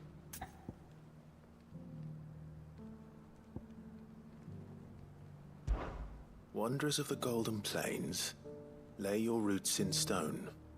With pride recall thy noble past, and make these rocks a home. Or, I think that was it, at least. No doubt you're right. There are vestiges of nomadic customs in Tabor its guardian roots could never account for. This is proving most enlightening. Now, for the final stone.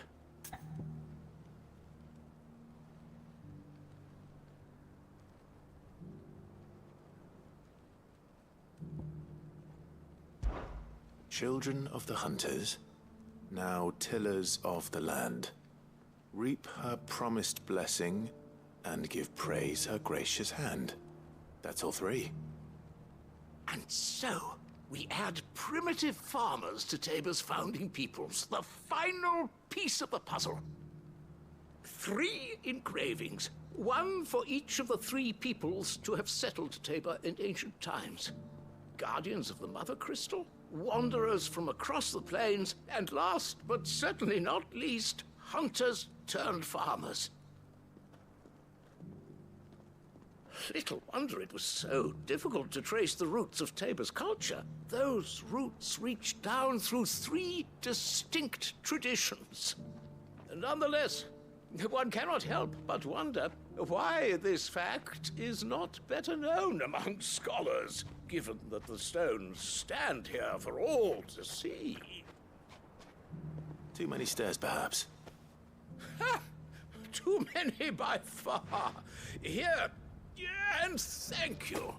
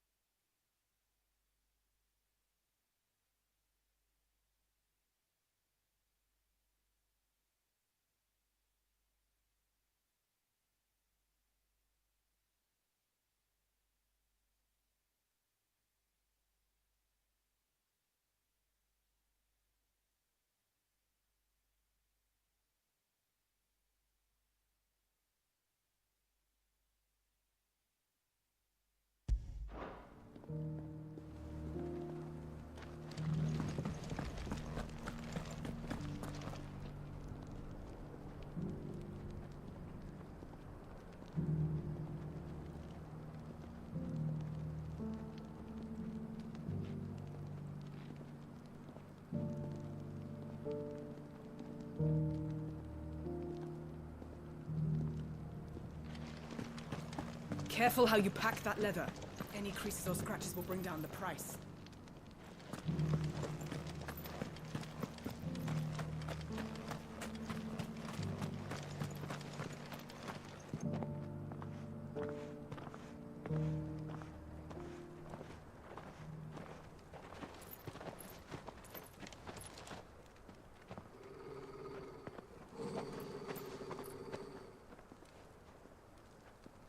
Cyril. How fares the search? Well, Your Grace, my report shall be with you ere long. Ah, yes. Yotei is otherwise engaged, at my behest. And the duty of wardenship? Fulfilled. For as you see, I've been reunited with my first shield. I am Cyril, Knight of the Undying and bearer of the Burning Quill, charged with chronicling the mortal deeds of His Grace, Joshua Rosfield, Keeper of the Flame of the Phoenix and rightful Archduke of Rosaria. I entrusted Cyril here with overseeing the investigation into Ultima's origins. Findings from his brothers and sisters afield are delivered here to be collated and catalogued. Just how many Undying are there? Not nearly enough, milady. Yet we are glad to give our all in service to the Phoenix. Such is, and has ever been, our creed. I see. You have your associates, I have mine. But you may now think of them as ours. That won't be a problem, will it? The Phoenix is our sun, and we but the shadows that quicken in his radiance. It is from the darkness that we serve, both him and now you.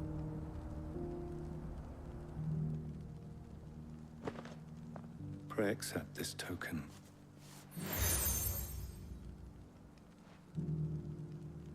For as long as you bear it, members of our order will reveal themselves unto you. If there is nothing further. No. You are dismissed. Your Grace.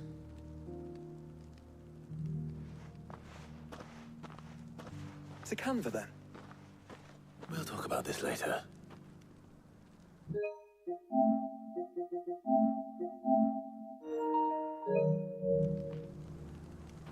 Cyril seemed very, You certainly keep strange bedfellows, Joshua.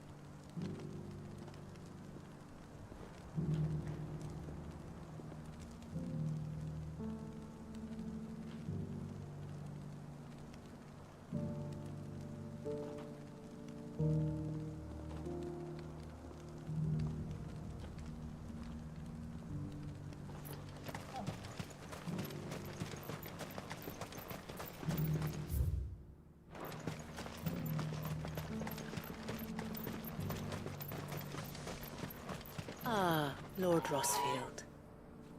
I'm afraid I cannot stay to talk. I must leave to collect the reports of our spies in the field. Now that you wear the Phoenix down, our brothers and sisters will no doubt reveal themselves to you too. Farewell, my lord, and may the Firebird's flame burn ever in your heart. The free city's under siege? Who'd have thought it? Master Cyril, luckily. And thank goodness he told us before we set out.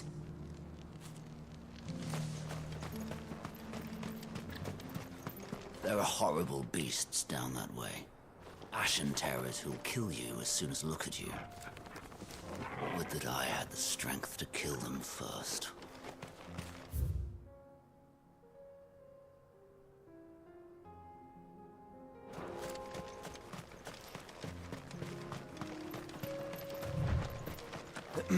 Are you sure this is the right way, brother?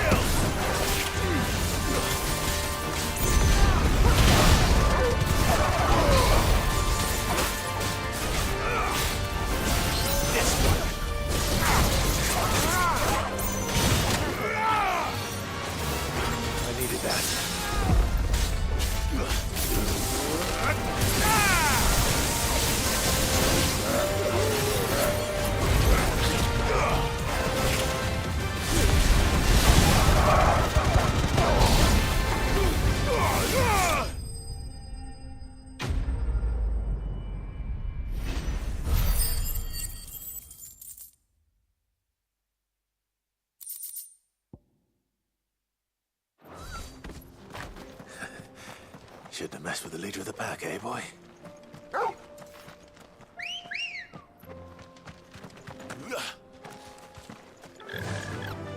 Faster!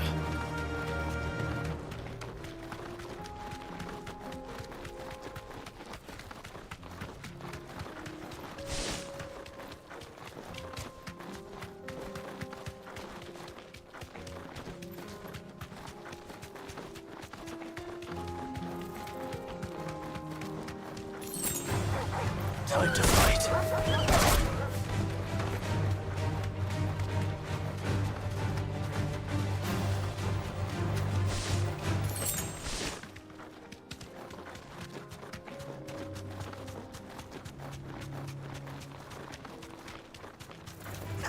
It's gonna take a while.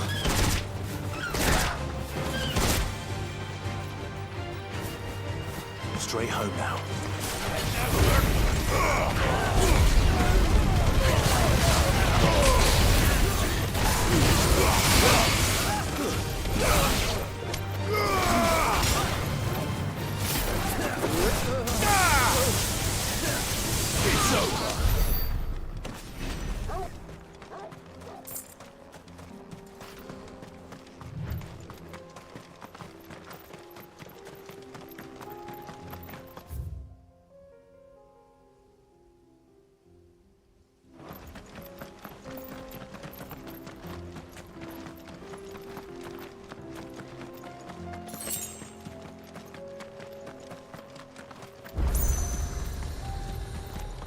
You lost, stranger.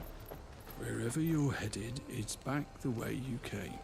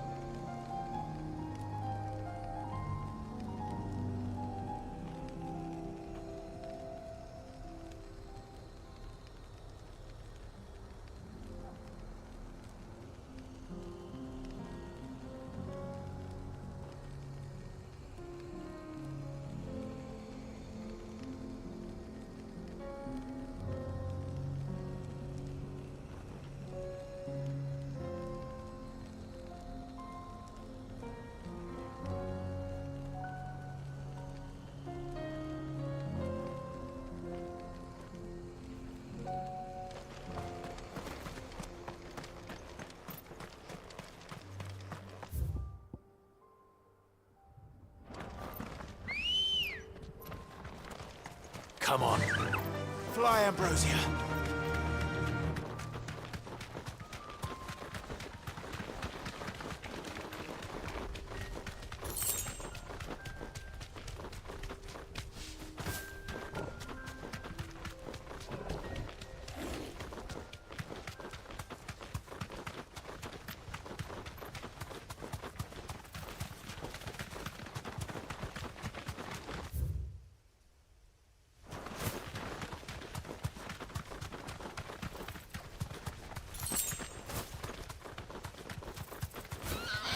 I can walk from here.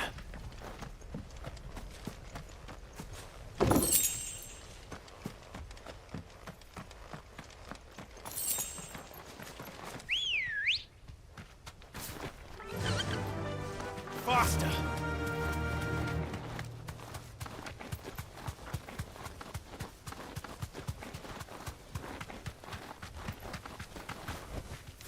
Thanks, Gal.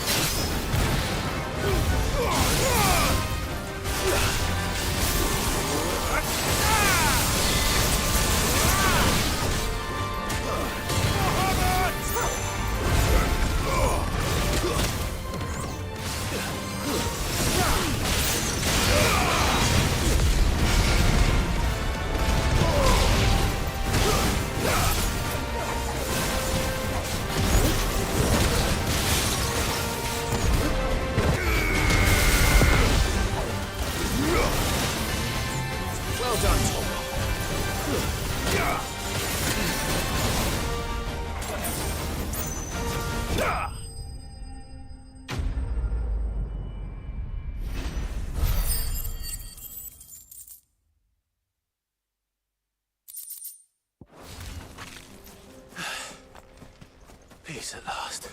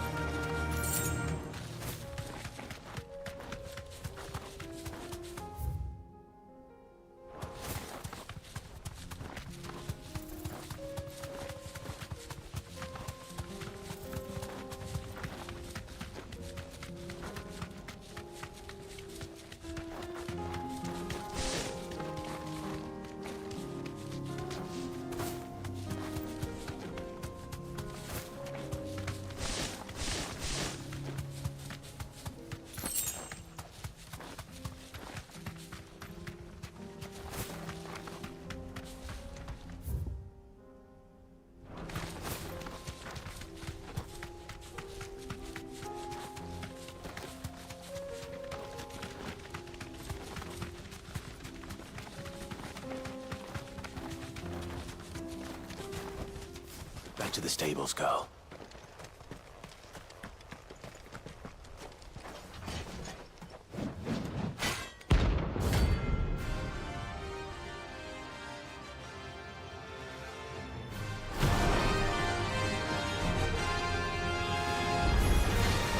Another god's forsaken soul, eh? Only those who have nothing. So empty your pockets.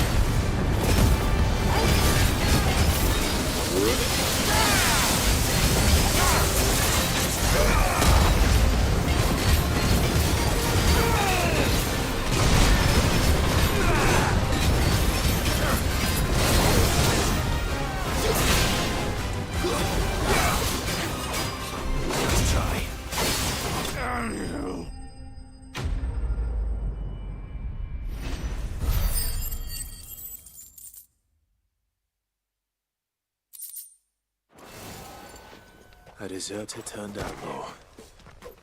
We were more similar than he knew.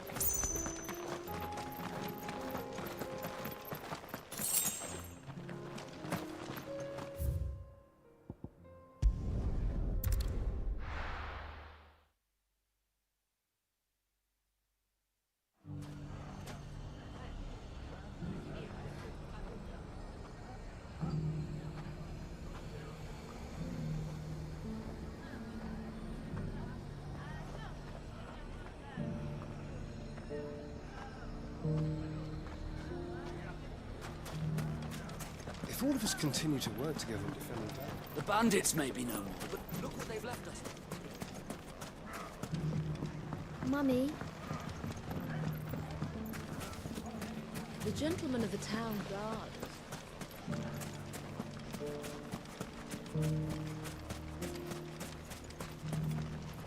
Are you looking for something in particular? Here you are. My thanks.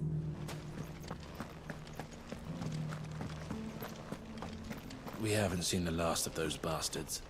But when they attack again, we'll be ready for them.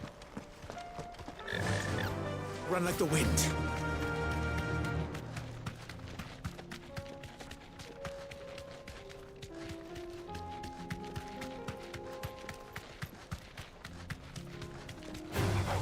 All right.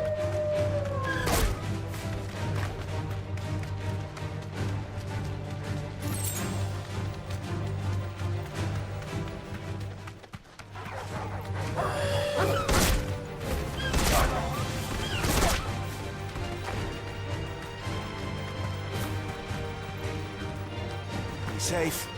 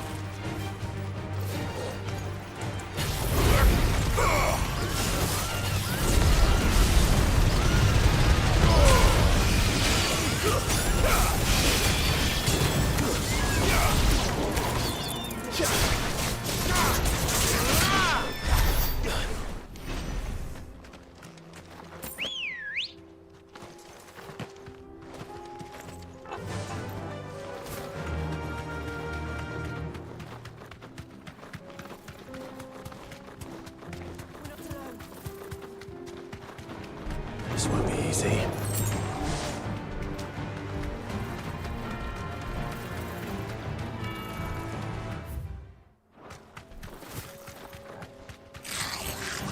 You deserve a rest.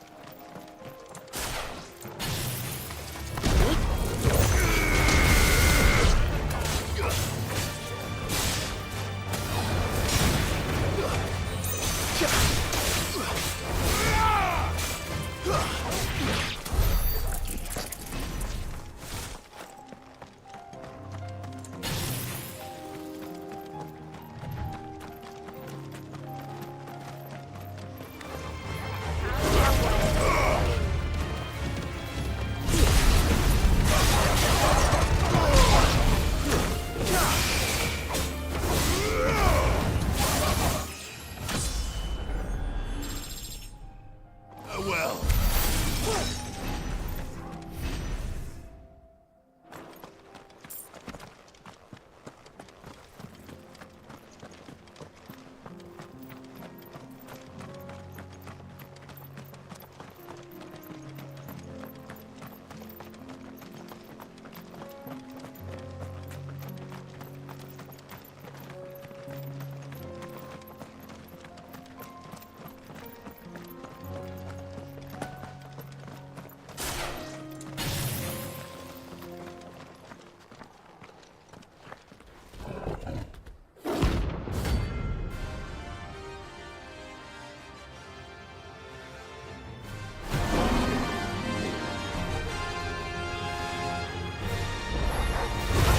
Time for the pack, is it? Let me introduce you to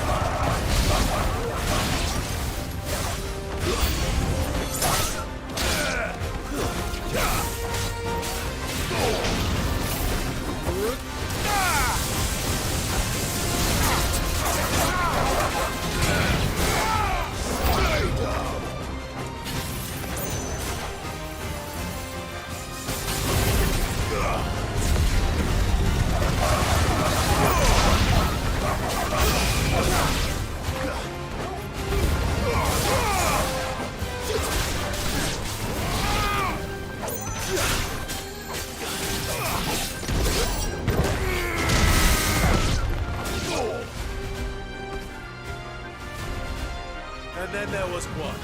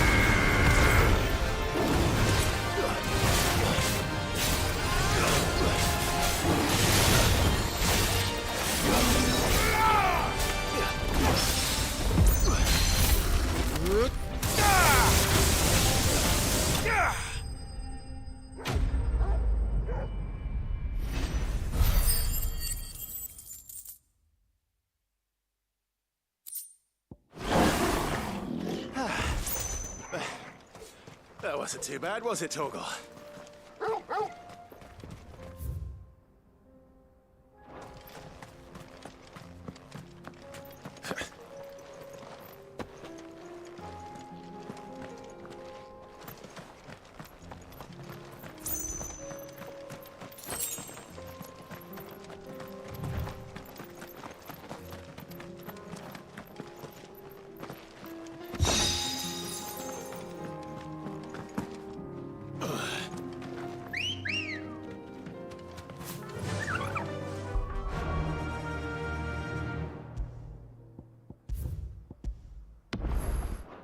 Run like the wind.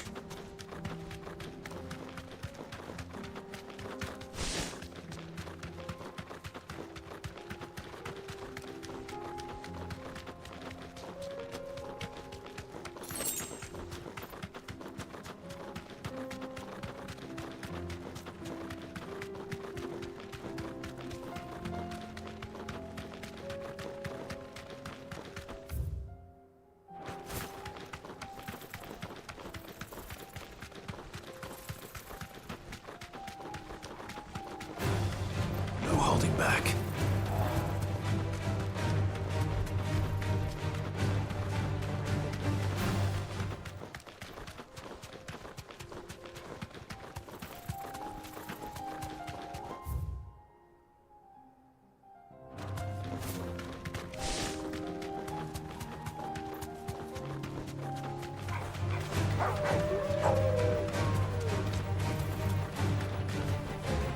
Back to the stables, girl.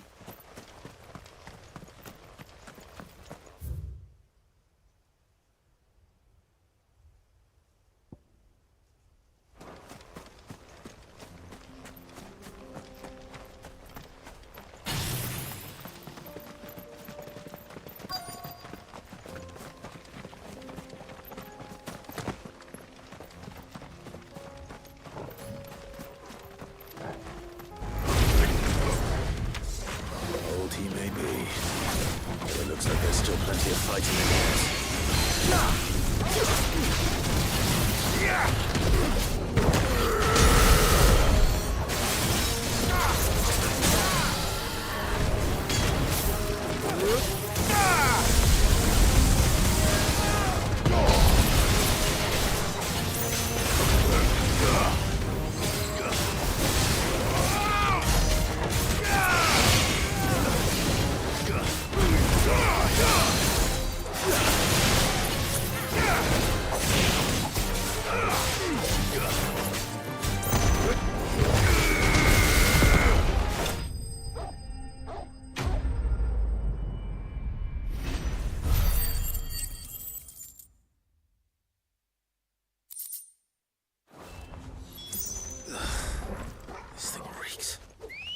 The sooner it's off my hands, the better.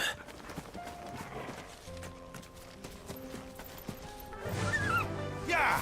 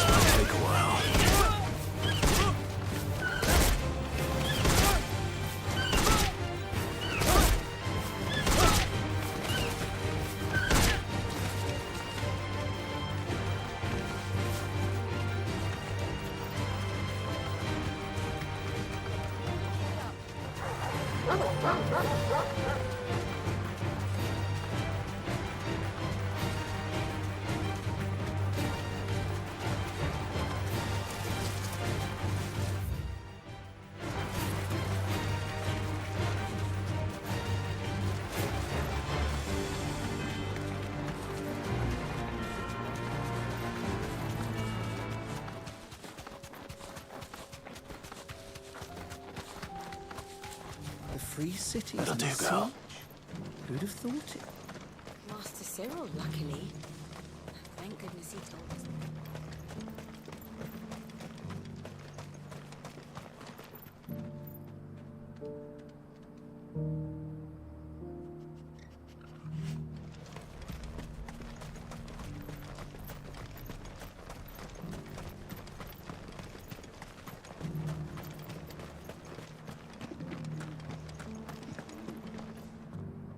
Here's your hide, as requested.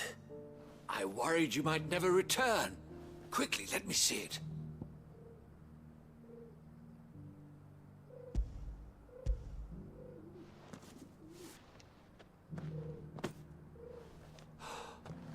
Oh, as supple as a maiden's cheek, yet as adamant as her virtue. This is everything I had hoped for, and more. Clearly, my trust in you was not misplaced. You must be a hunter of considerable talent to have bested the beast with nary a scratch. Join me as my honored partner. With my means and your might, we shall be as wealthy as the merchant kings of Zemeckis. I don't plan on making a habit of this. I'm busy enough as it is. Very well. Though I believe fate had a hand in our meeting, it would be unbecoming of me to beg. Do not allow me to keep you from being about your business. Here, for the hide.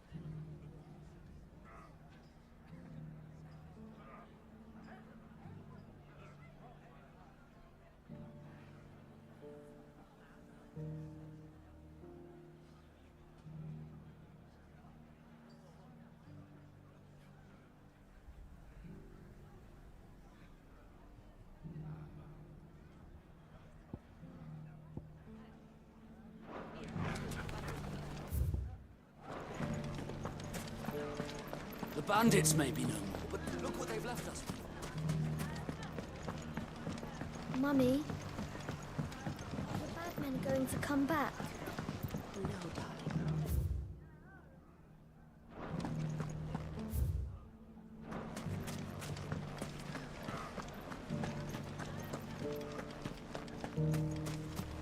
You fought very bravely. The safety of the town is in our hands.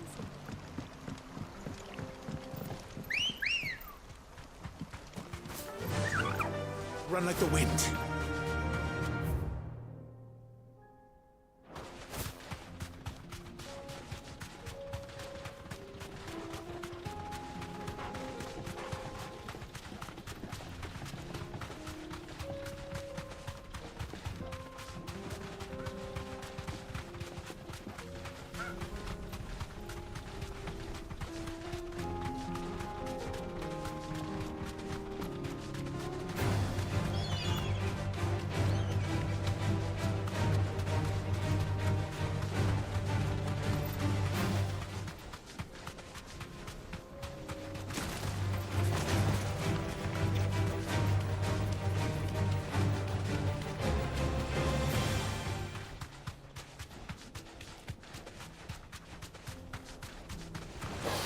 This won't be easy.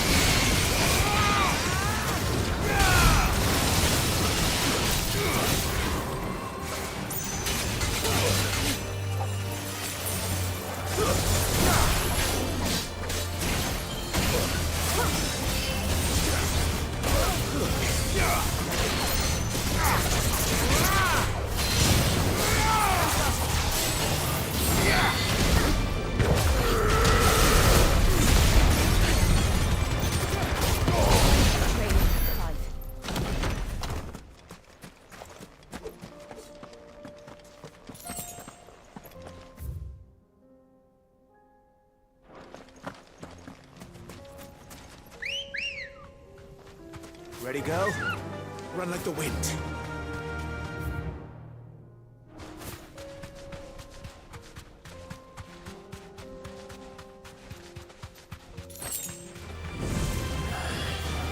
You deserve a rest.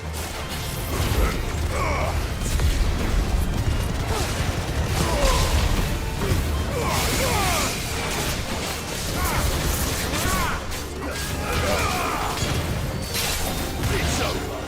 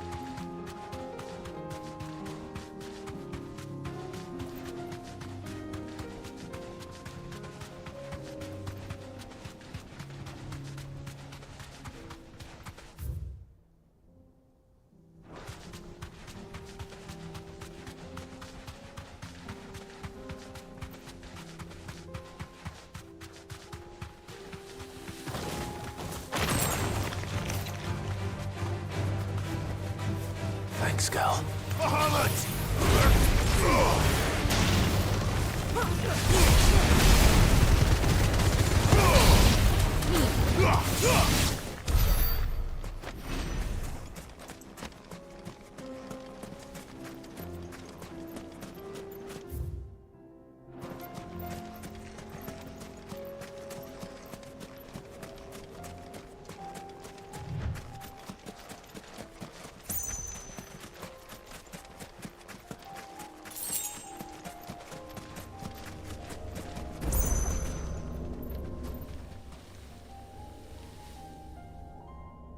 This one's awake.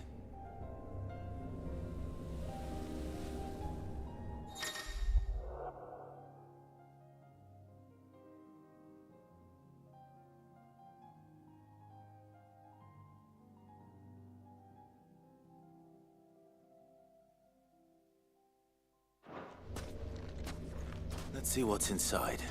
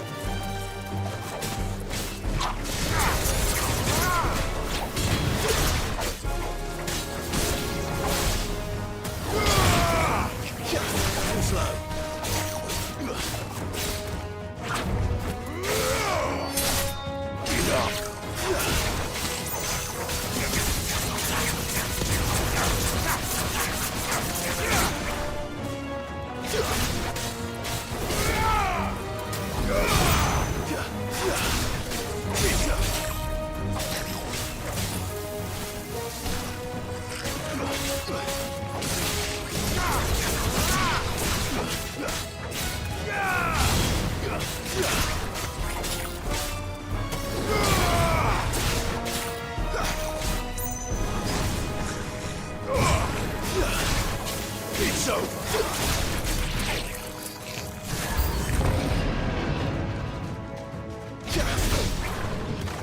Too slow.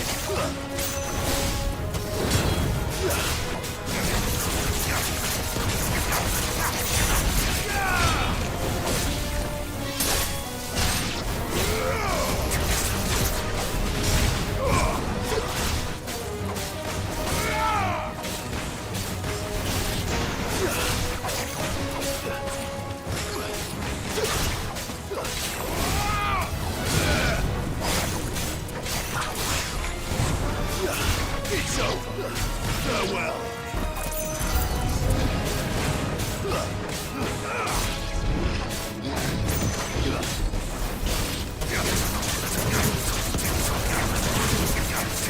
Slow.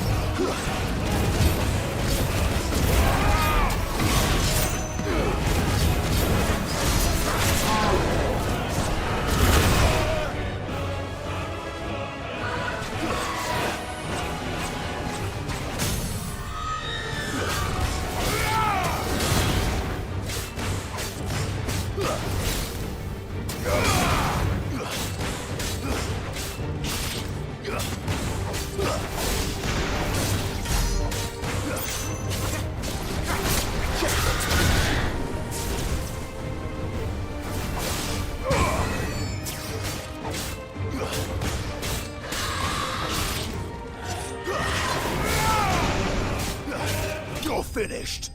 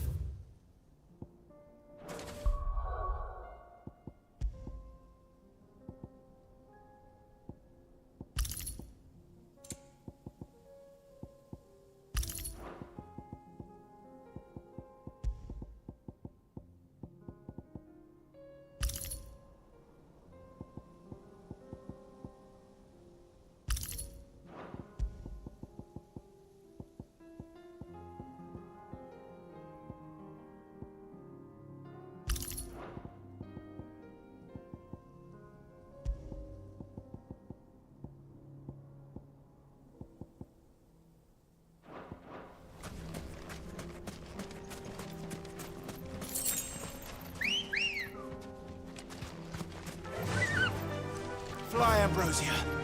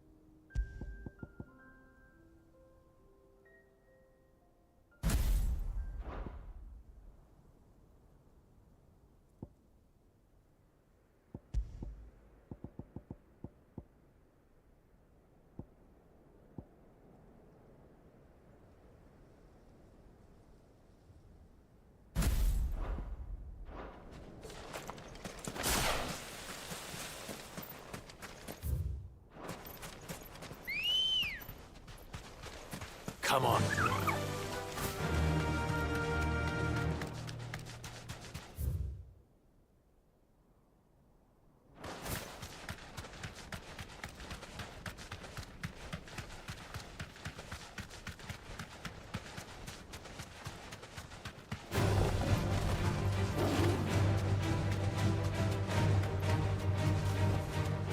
I can walk from here.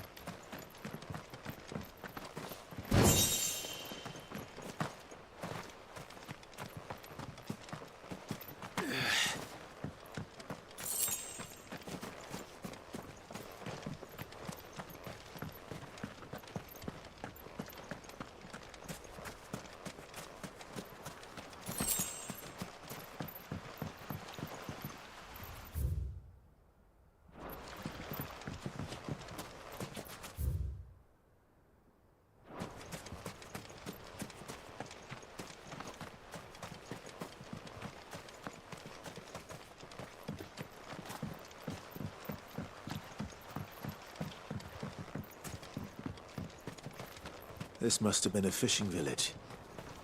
Before everyone left. Enough of you, are there?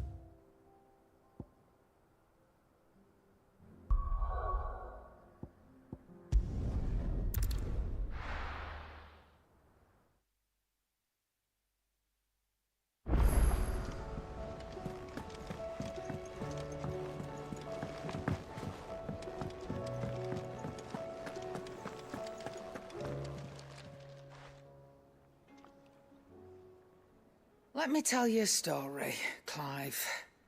All right. Them rumours Wetlegs were spreading. Might be they weren't just tales plucked out of thin air.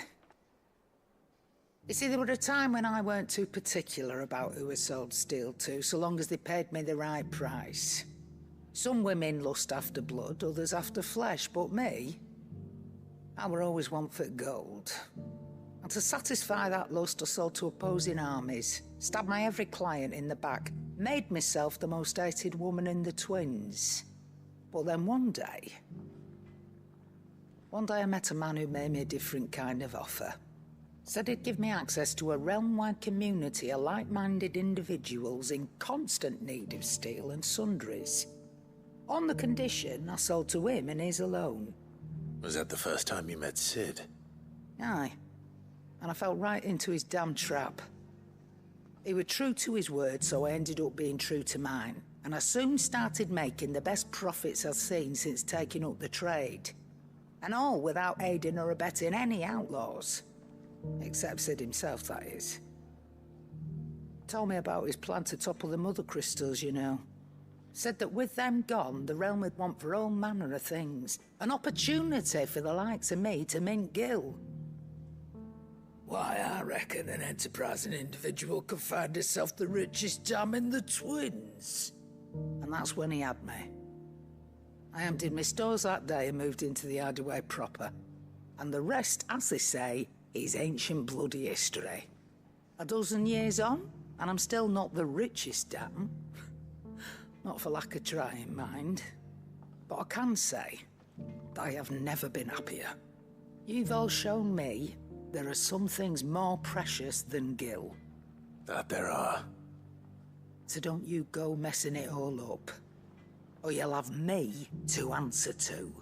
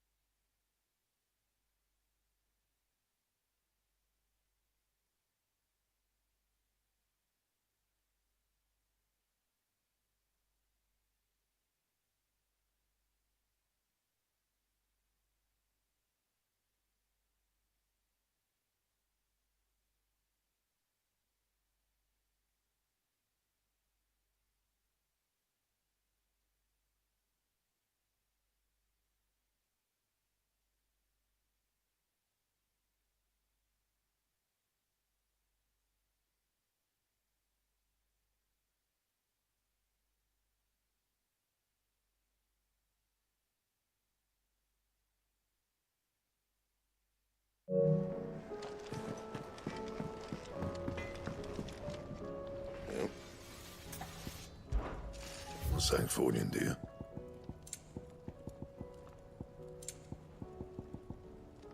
Bring me the materials, and I'll think about it.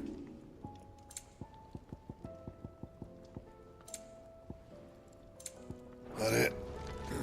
Fine. Oh!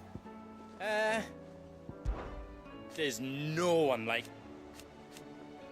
Y'all lads... And I've never... Be seeing ya!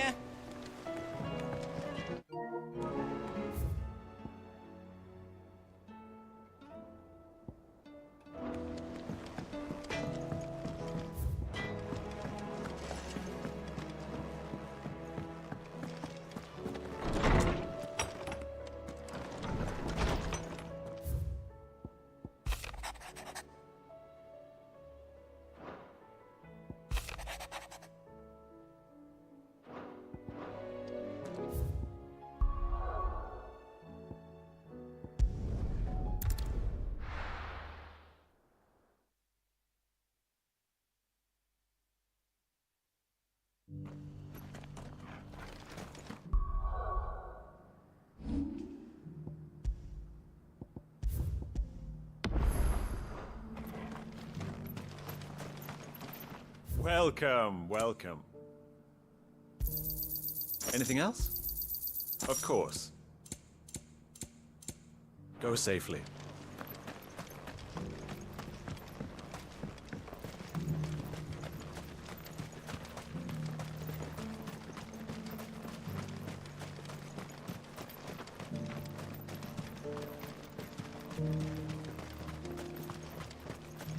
The free cities under siege?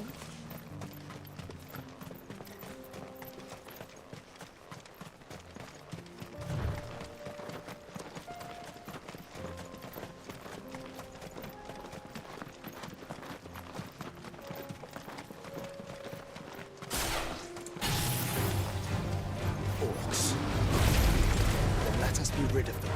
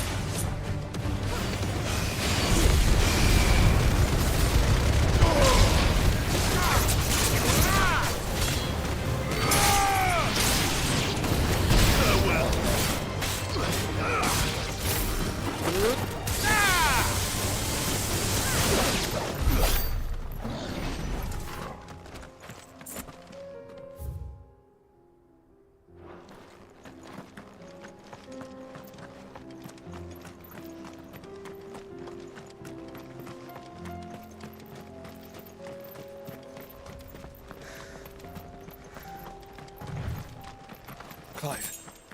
Smoke. Is the city fallen?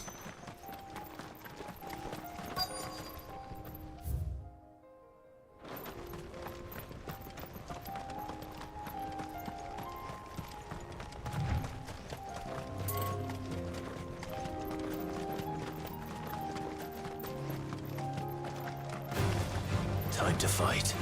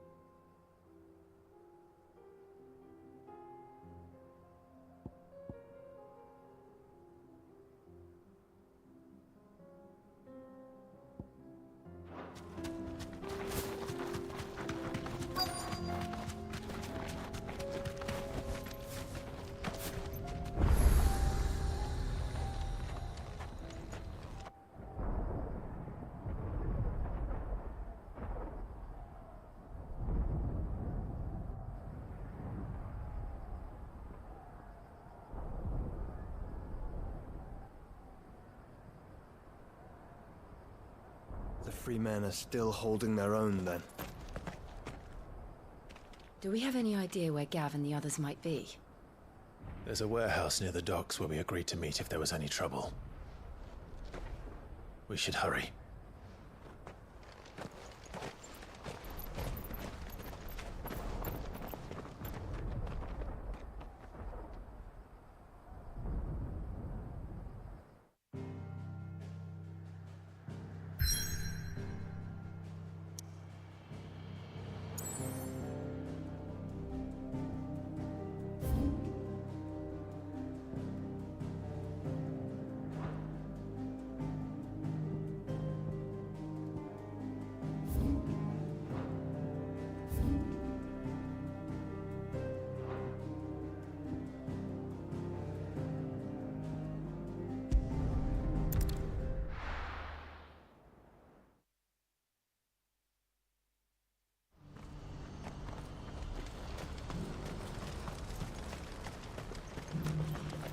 If we're going to do this, we'll need help.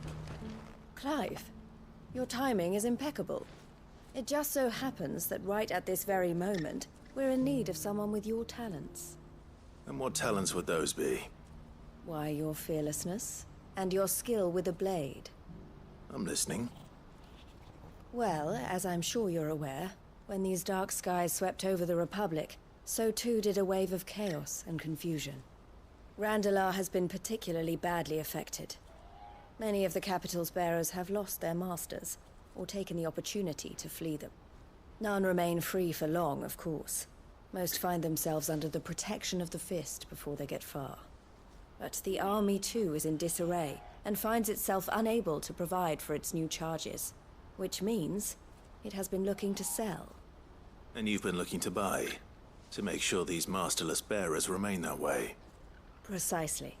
It's the perfect opportunity to free dozens more, and for an attractive price, no less. So where does my skill with a blade come in? Though we may have the funds to buy these bearers, we have nowhere to house them. So we've been searching for a place where they can be resettled.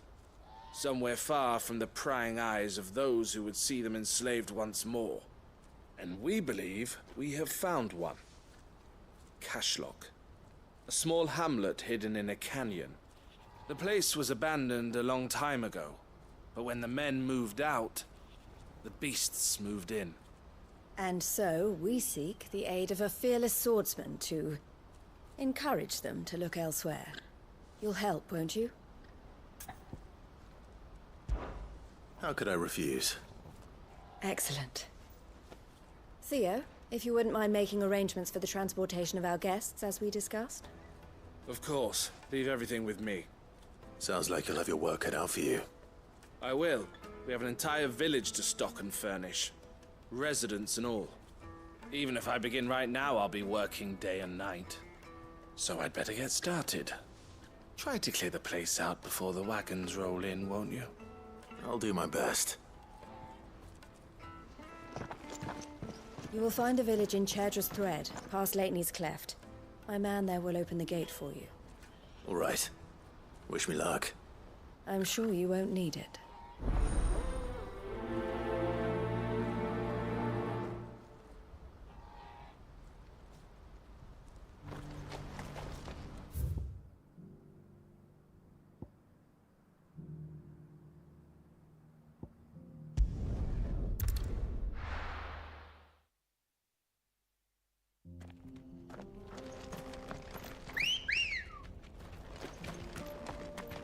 Good girl. Run like the wind.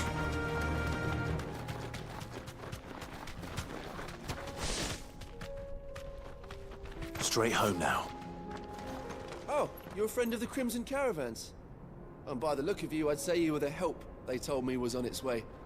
Cashlock's just down there, if you'd be so kind.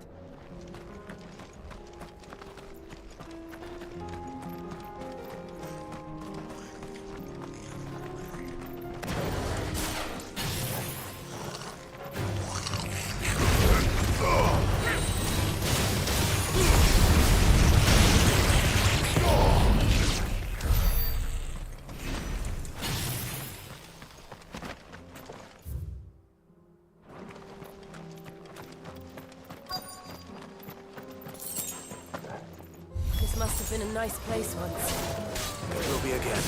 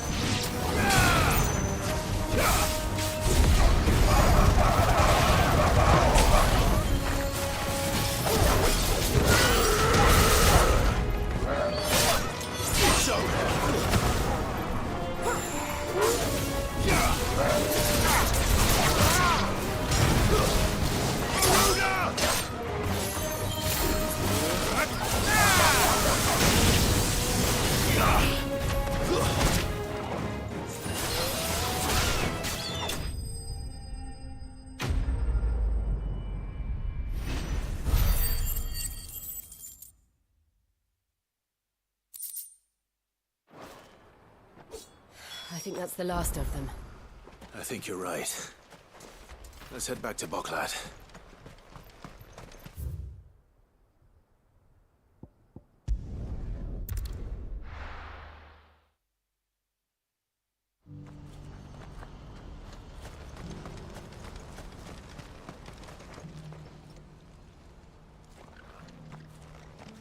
Something the matter, Theodore? Quiet. Those are our terms. I trust that you will give them your full consideration. I shall. Thank you.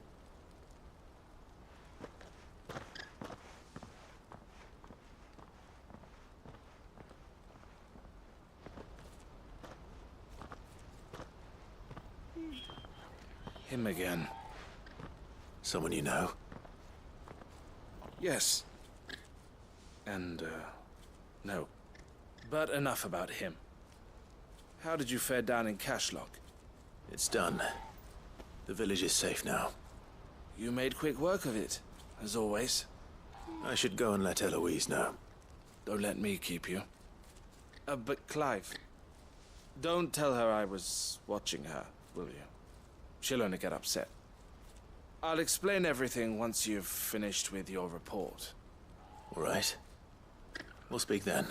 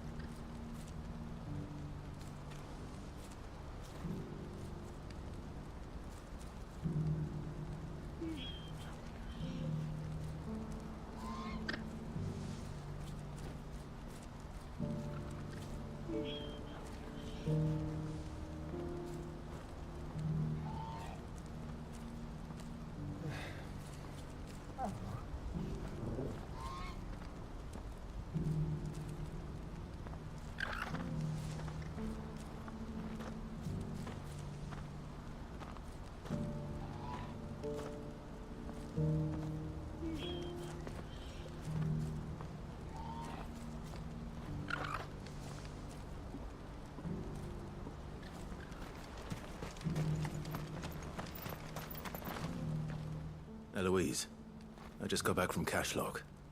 The village should be safe now. Thank you, Clive. Here, something for your trouble.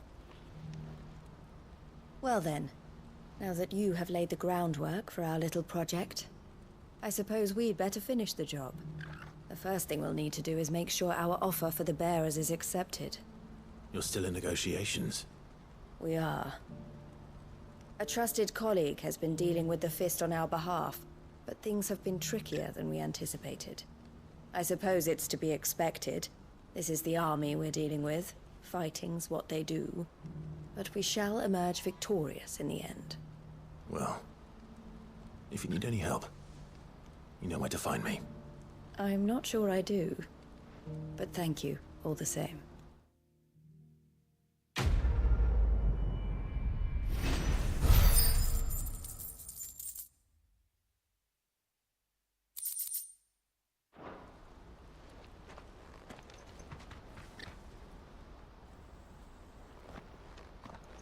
Ah, Clive.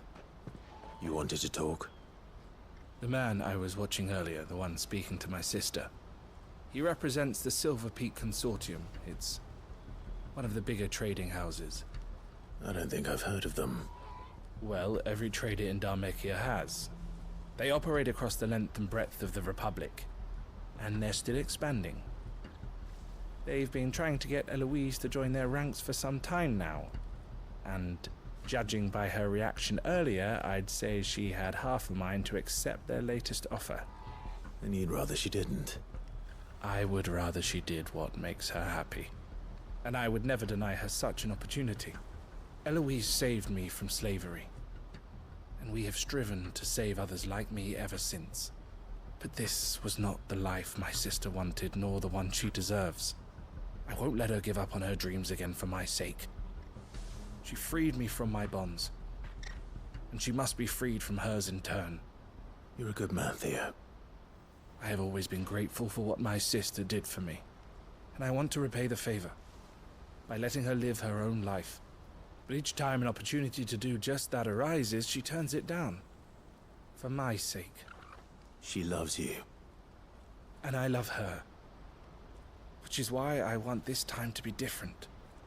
To show her that I don't need to be watched over anymore. Though I'm sure I'll still need some help from time to time. I trust that I can count on you. Always. Thank you, Clive. Well then, I had better get back to work. These bearers aren't going to move themselves.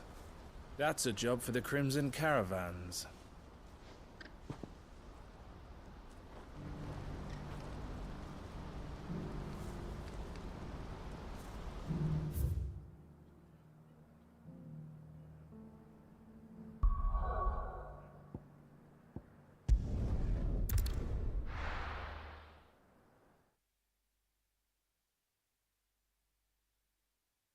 I'll be taking you all to a storehouse in the Vales.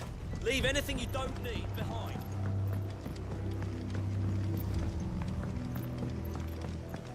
You know what you have to do. Clive, I fear that I must bid you farewell. As you know, our time grows short. The Lord Chief Justice's vultures are circling. We must strike now. Before we part, I want you to know that, though I may not always have been your most vocal ally, I trust you, as I trusted your predecessor. Thank you. I appreciate the sentiment, and I understand more than anyone how you feel. But is revenge really the answer? It is the one I found, and it is all that I have lived for since that day. But what of Lostwing? Everything you've built. I built Lostwing to achieve this aim. Once it is done, the village will have served its purpose. My comrades and I are sure of our cause, and we shall fight to the last, come what may. But there are those among us who cannot fight. Children, the elderly, bearers afflicted by the curse. I would place Lostwing in their hands, if I thought it would do them any good. But a village home only to the frail and the infirm is not likely to stay a safe haven for long. And so, Clive, I find myself turning to you once more. Will you take them to your hideaway, that they might live even should Lostwing die? I will. Thank you. I will not have it said that I did not see to the well-being of those who rallied to my cause. The people I speak of have withdrawn to Gotan's Bales, away from danger in case the Black Shields strike. Understood. I'll make sure they get to the hideaway safely. Then the last of my preparations are complete. Fare you well, Clive. And may Griga guide us. All of us.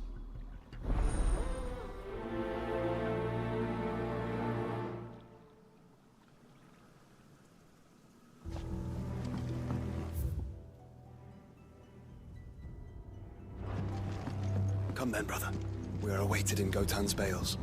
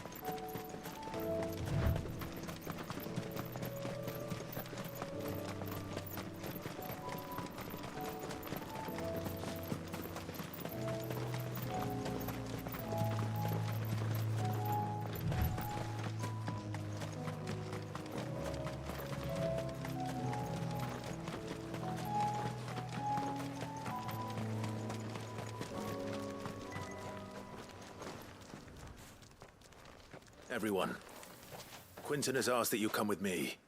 He can no longer guarantee your protection, but I can. There's a safe place I can take you to.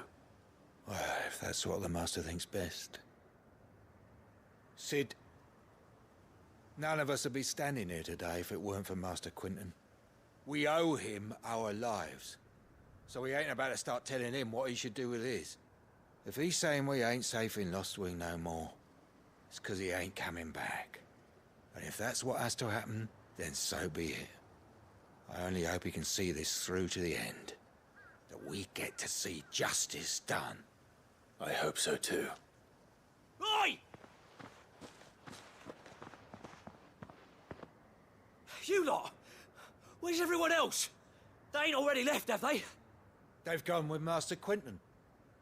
Fuck! Fuck! Fuck! What's wrong? I've just come from the Justice's manor. We have to get Quinton to call off the attack. It ain't just the Black Shields protecting the place. He's got a guard dog and all. A fucking monster. They don't stand a chance against that thing. If I don't get the message to them, they're all gonna fucking die. No. We can't let this happen. Sid! Don't worry about us. You've got to catch up with him. We can't let Quinton die before that bastard does. All right. I'll do what I can. Where is this manor? It's way over to the east, through the woods. Heaven Hall, he calls it. Promise us, Sid. Promise us you'll do what you can.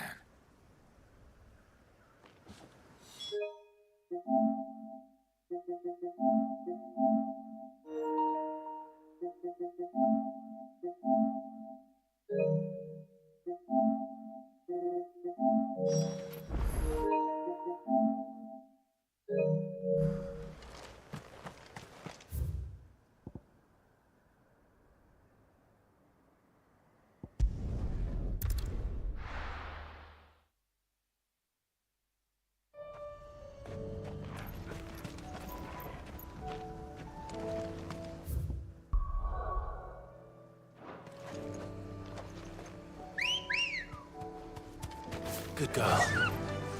Fly, Ambrosia.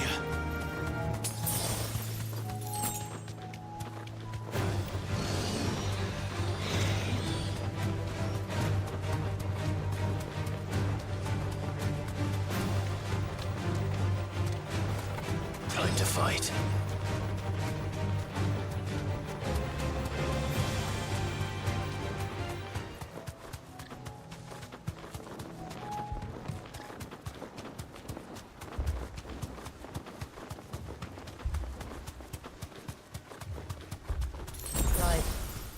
Look. No. Don't tell me we're too late.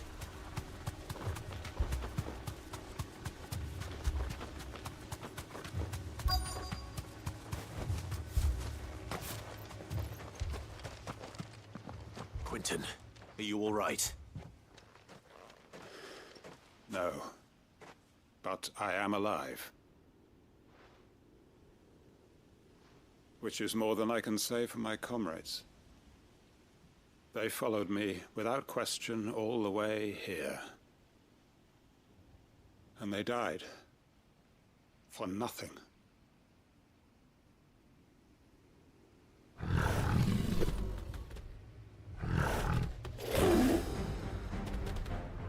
This must be the guard dog. Quinton. I'll hold it off. You go. But... your comrades didn't die for nothing. They died for you. Don't let their sacrifice be in vain. I won't. Come on, then. That is no more guard dog. No. Just a rabid beast that needs to be put down.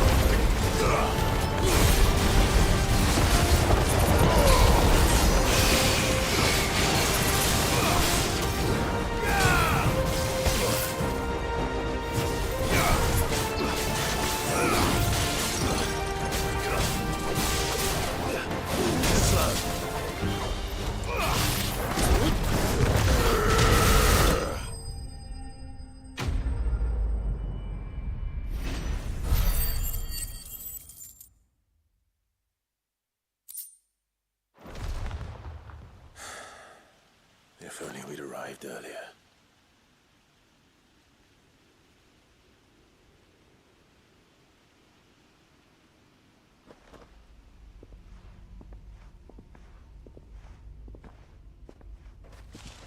Is it over? It is. He wept and begged for mercy. And I cut him from ear to ear, just as I dreamed of doing all these years. All my plans, building a haven in Lostwing, freeing bearers from their chains and recruiting them to my cause. It was all for this. But what is this? Justice? My faithful comrades. All those lives lost, so that I might take another. Quentin. Master Quentin! Oh, thank Grieger you're safe. You're alive. And so are you. I'm so sorry. I tried to warn you about that thing. And I hate to say it, but there's more bad news. It's Lostwing. It's been flooded. What?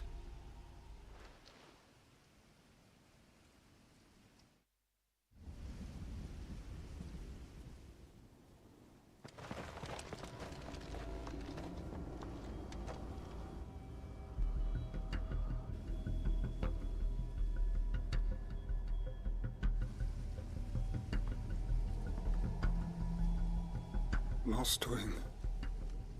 My Lostwing. And look who's here. They must have stolen in after we left, just before the flood struck. What if there are still people in there? Don't be a fool.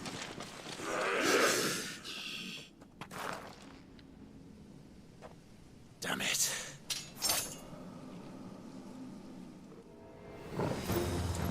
It's not going to last long in there.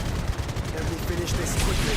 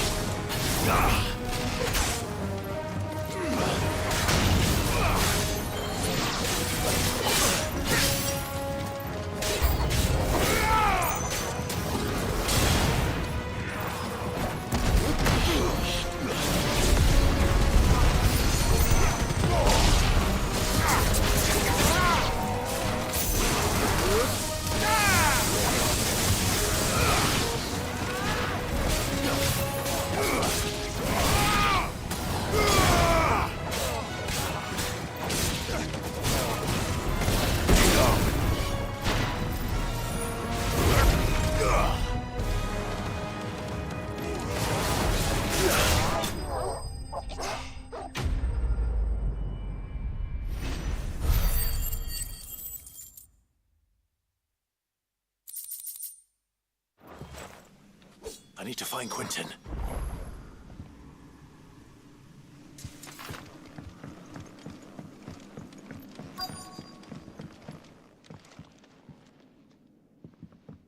Quentin! Quentin! Look at me! Thank the Founder. He hasn't turned. I'm going to get you out of here.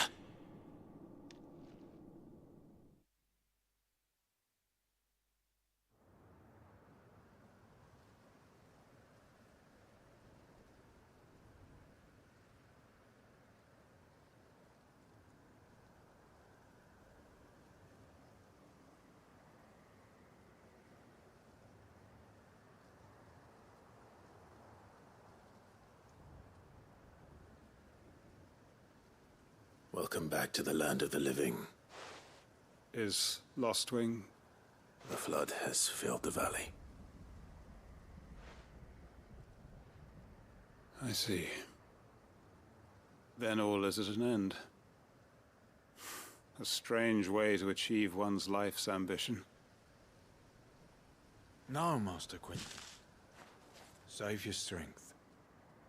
Why?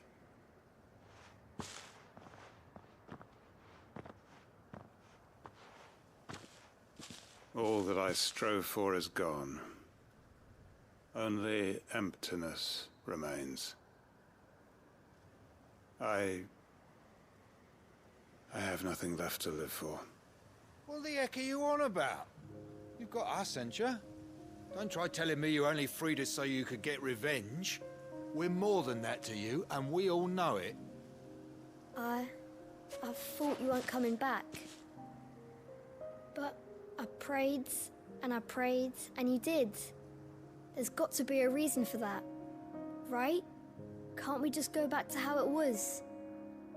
You know, you looking after us all. Your work ain't over yet, Master Quentin. We believed that you were the right man to lead us, and we still do. Your village may be lost, but it seems your people aren't, so long as you remain to guide them. But why? After what why would anyone follow me? 'Cause we're family, aren't we? Family? Yeah, and all our comrades who went with you, they felt the same. Lostwing weren't just a village. It was all of us. It was. And as long as we're still here, it is too. We can start again. Build a new Lostwing, right here in the Bales.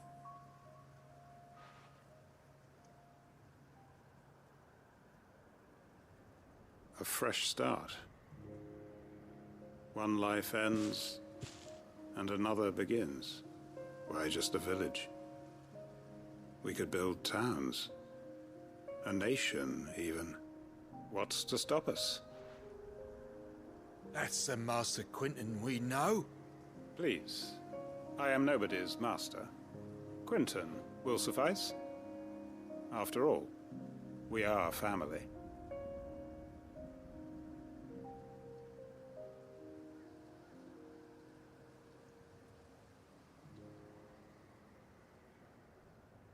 Permit me to withdraw my request. I will no longer be needing your help in looking after my people. I'll pretend you never asked. But you must be rewarded for your efforts on our behalf. You saved my life twice over. And more besides. A bottle or two of your finest red will suffice. Of course. Nothing but the best. And I have a feeling that this year's vintage will be the finest yet. If you don't mind waiting, that is. I look forward to it.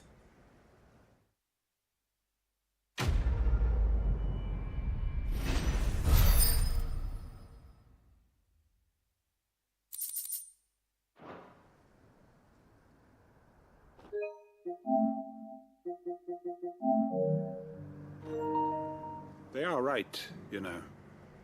Lostwing can be rebuilt. It was more than a mere village. More than a staging ground for revenge. It was a vision of how life might be.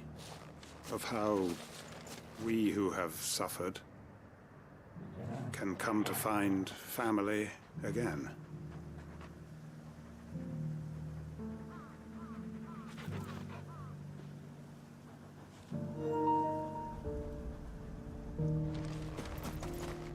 We may be bruised, we may be battered, but we won't stop fighting.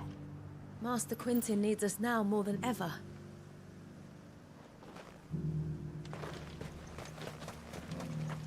Quentin's gonna build us new Lostwing, and I'm gonna help.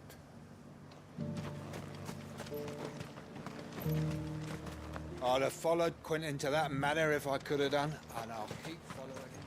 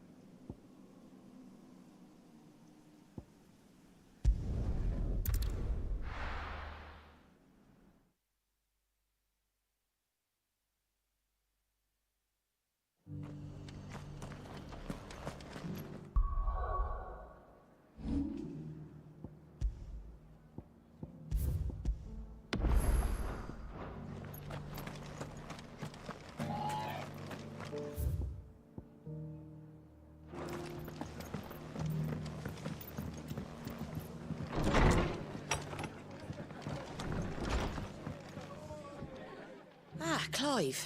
Just the man I was hoping to see. Oh? And why is that? You remember how some of Sir Wade's guardians took up residence here after the Akashic attacked? Well, now the rest have come to join him. Seems their barracks in the Lazarus have been lost to an ether flood. Now, I don't mind having a few more brave boys around to keep them animals at bay. I ain't daft after all. But we ain't got nowhere for 'em to bed down. Poor buggers are having to make do with haylofts and chocobo pens. I'd build 'em a new barracks here if I could. But where would I put 'em?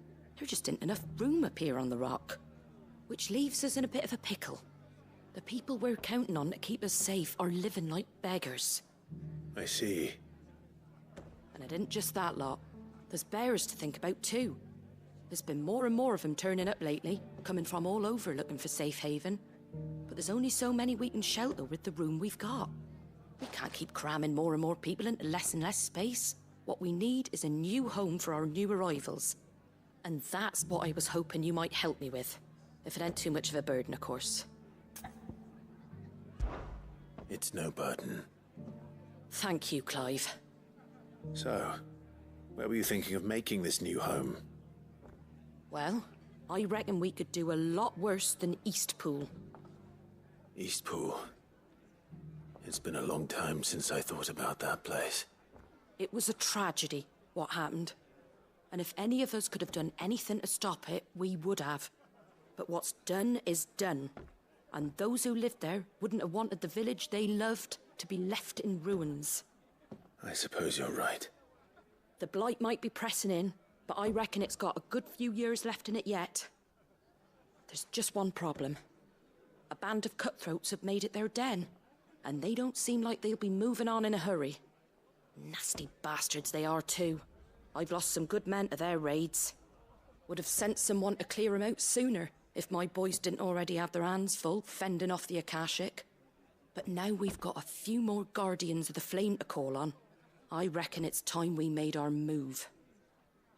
What do you say? Fancy leading a raiding party? I do. Eastpool was once home to people I loved. I won't have bandits sully those memories. I'll gladly drive them out of there. And I know the men will gladly follow you.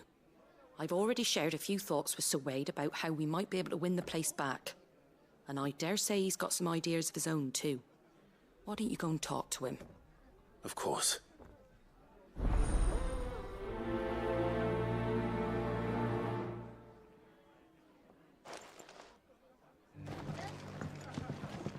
Back to Eastpool, then. Not just yet.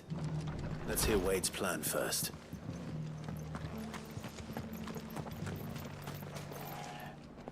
So, Wade, it's good to see you well. And you, Lord Rossfield. And you. I spoke with Martha. She tells me you have plans to free Eastpool and make it your own.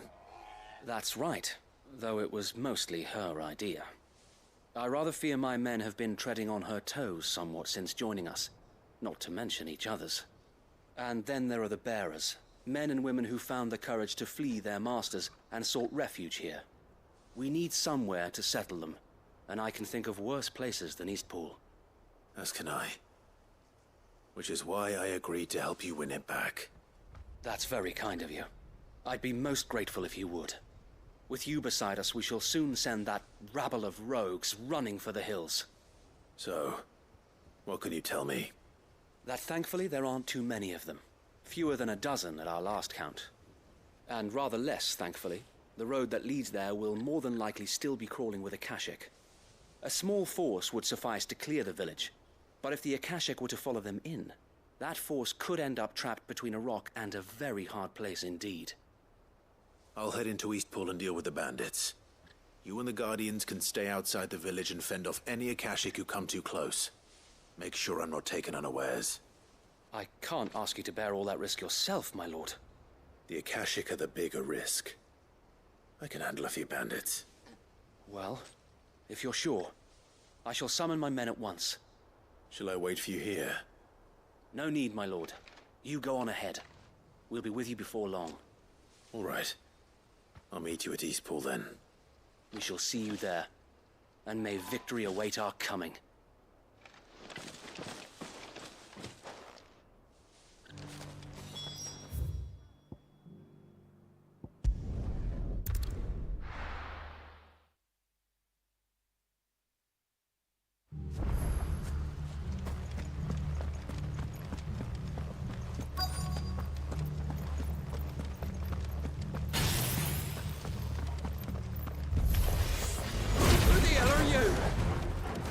them! You will leave this place. Or face the consequences.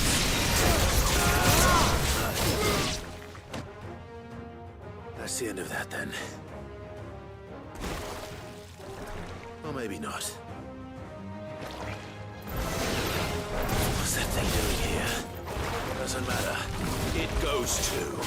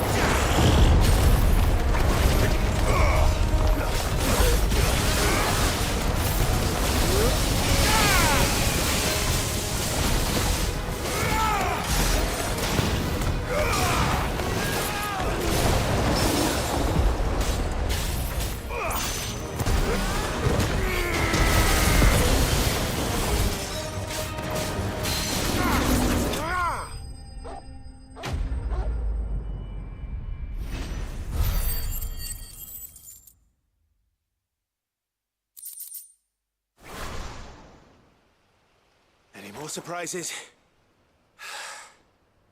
I'll take that as a no. Bravo. A magnificent display, my lord. You were watching? I thought you were keeping an eye out for a Kashik. We were. Put down more than a few on the road, then arrived just in time to see you slay that... whatever it was. Let's hope it was the last of its kind. Though I expect you and the Guardians will be up to the challenge should another appear. I would hope so, my lord. Your men will be bringing the bearers who'll be living here, I assume. It might be best to send word for them to come right away, before any other unsavory characters move in. Of course. I'll send orders for them to depart immediately. Leave it with me, my lord.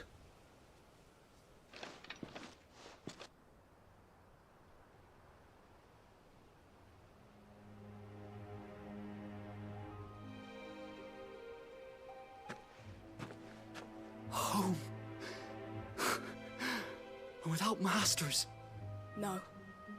We're the masters now. Our lives are our own at last.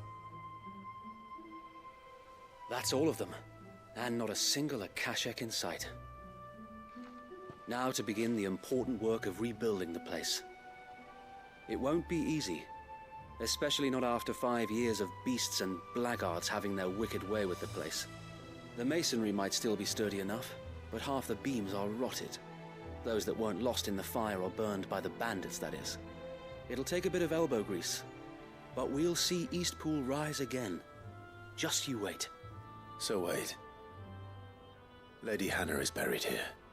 If you don't mind, I'd like Oscar to join the rebuilding efforts. He should be a part of this.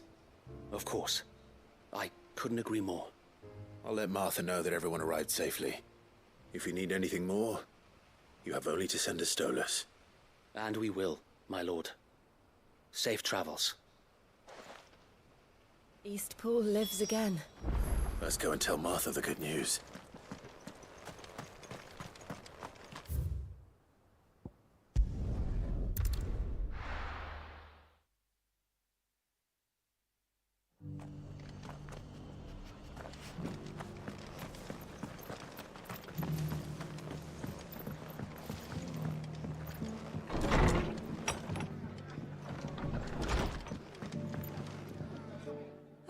There you are. All went well then. Sir Wade told me you got rid of the bandits while his lot kept an eye out. Nicely done. And what's all this about some shape-shifting nightmare showing up? On second thoughts, don't tell me. It'll only give me nightmares of me own. What matters is you did it. And now we can build our new village. I suppose it will be. What will you call it? What else? Eastpool. Sir Wade said it best. There's plenty bad happened to that place. But that don't undo the good that happened there. No need to throw the baby out with the bathwater. Did Wade say that? Well, something along those lines. Anyway, the poor souls might have made it to Eastpool, but their work ain't done yet. So the way I see it, neither is mine. If it's food or lumber or strong backs they need, the rest is ready to provide it. Thank you, Martha. No, thank you. You didn't have to help us. I wanted to.